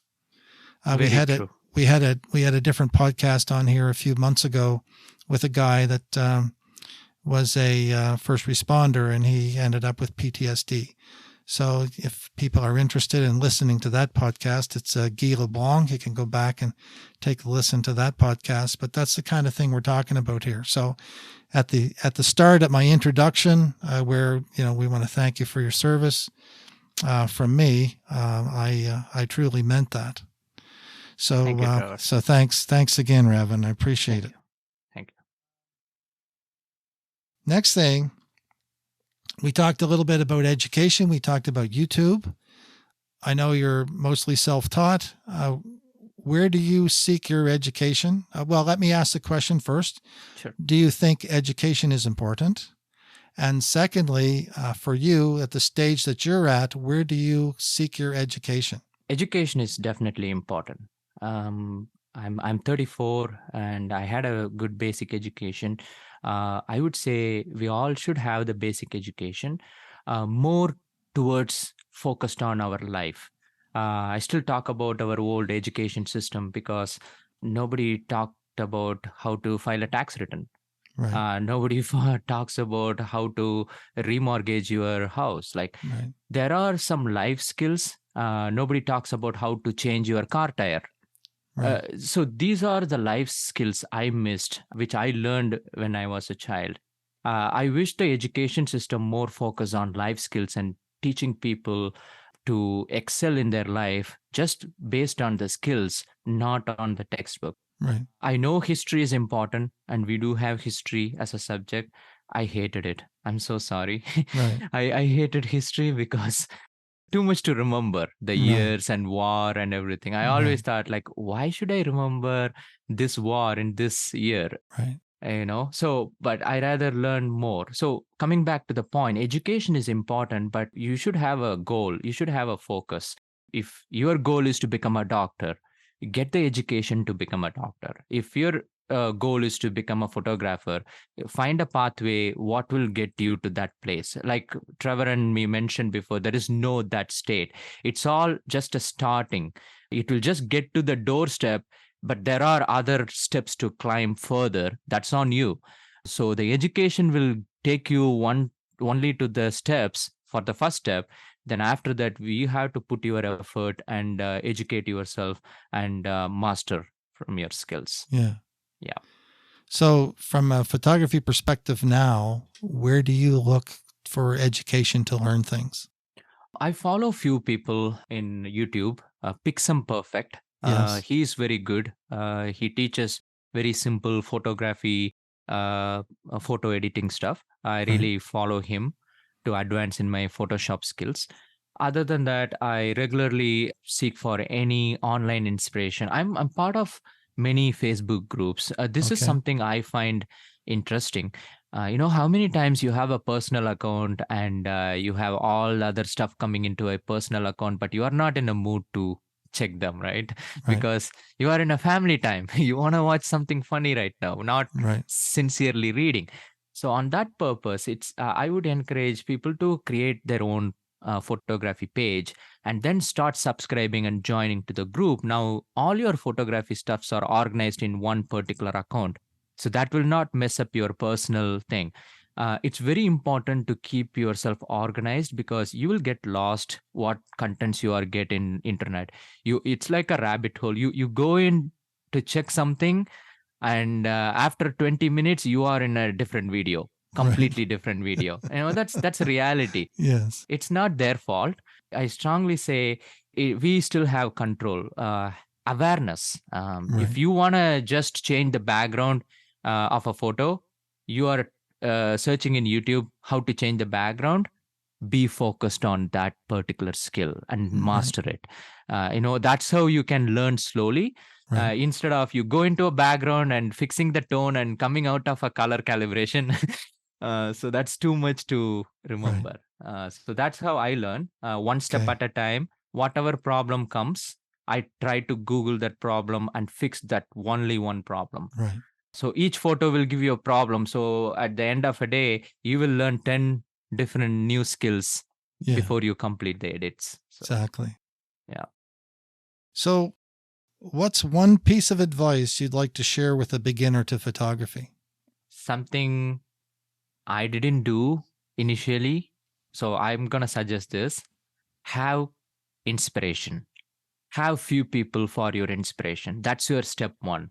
I know we talked about not to follow that one person, get caught into that design, that kind of color theme, but it is very important that you follow few people, at least I would say 5 to 10 people constantly in a different genre. Right. As a beginner, you always find, am I good in macro photography? Am I good in sports photography? We always ask this question, what is my specialty?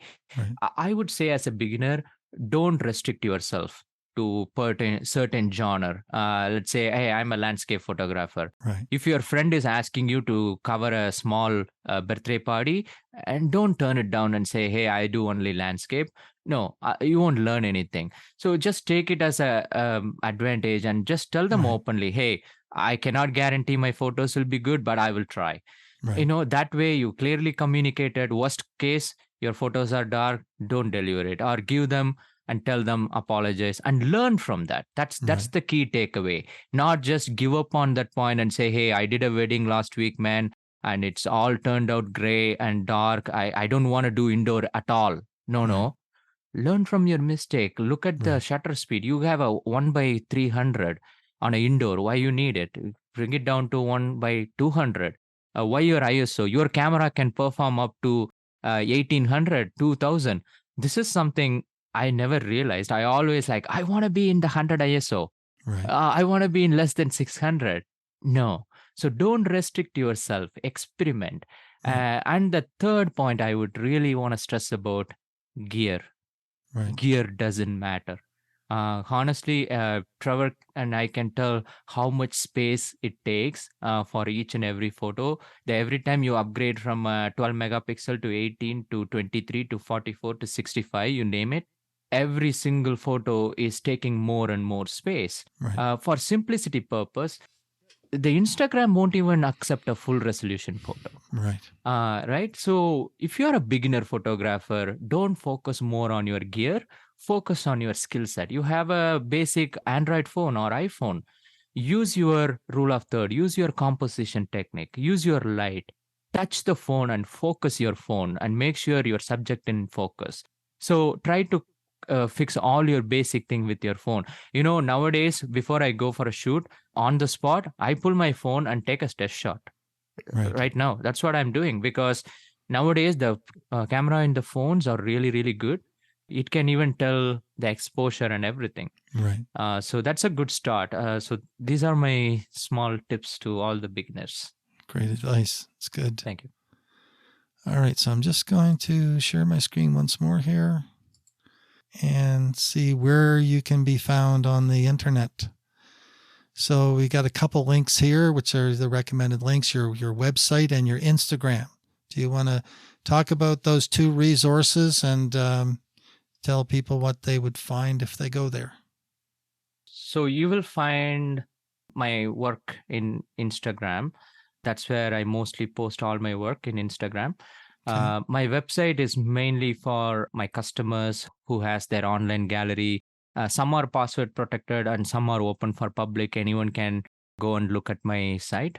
Please Okay. feel free. I am no difference. I love followers, and if you like my work, give me a like and follow. I really appreciate. Like every time I get appreciated for a photo, that really makes me to take more photos. Like there are days I feel low and I say, hey, do I really carry the camera today? And I say, come on, it's a beautiful day. Right. People will love the beach photo. Just go and take photo. Yeah. So thank you so much for all your support and follow. And it was amazing talking to you, Trevor. Piece of advice to take away from that is what's the best camera is the camera you have with you, right? This is budget friendly full frame. There is no camera as a perfect camera. Right. If you are a professional or trying to get into a professional photography who would like to do a little bit of event here and there, I would highly recommend a full frame camera. Doesn't matter which brand. I'm not a band biased person. Like any full frame camera will get the job done. Everything is a raw format and DNG. So you can definitely pull all the details out, and you never know, you will find your own creative style in a particular camera. Right. So at this one last thing I would like to add this, there are always two way of buying gear. Either you can buy a used gear, beat it to death, don't have to worry about it, throw it. Now you are a pro, do your investment in a good one. That is me. I tried that. So when I'm not certain about something, I try to buy the somewhat used gear because you have nothing to lose. Because it's really heartbreaking when you have a new camera broke. On the flip side, of course, you can get a brand new camera if you have that budget and put an extra insurance on it. Right. And beat it to death. So either way will work depending on what kind of person. Somebody told me this advice when I started this photography, and I want to share this so that you will hear this. DSLR cameras are like a cars. Every click is your kilometers. Oh, there you go. And every click is a kilometer. You hit 100 clicks in your DSLR, your value is depreciating. Right. So this piece of advice given to me when I bought my first DSLR camera, because guess what? I am like any other beginner. I just go and shoot some garbage bin, grass, flower, anything, right? That really opens up more how you need to be focused. If you are a person, this is all comes with the experience. If you are a person, you are looking into a bigger camera and you don't really want to break this camera, try to be low on the shutter so that you can sell it for a good price and flip it to a better camera, So those things. Psychologically, that really restricted me taking more photos. There are days I wanted to pull my camera. I'm like, no. So have your balance. If you're a professional photographer, don't waste your shutter. If you're a wedding photographer, event photographer, save your shutter because you never know when your shutter gonna fail. So save it for a good cause. But if you're a beginner experimenting with an old beaten camera, don't even worry. Just take as much as you want. There you go. Yeah. Well, listen, Ravin, it's been really great for you to be on the podcast, and I appreciate you coming on and taking the time out of your busy schedule. And I hope you've enjoyed being on the podcast. Thank you so much for having me today. And thank you so much for all the listeners. And this is so exciting. This is my first podcast. I never spoke on an internet or computer before, like this long, like an interview. And all credits to Trevor. And thank you so much, Trevor. Thank you so much for doing this and bringing all the talents out to the world. Thank you. You're welcome.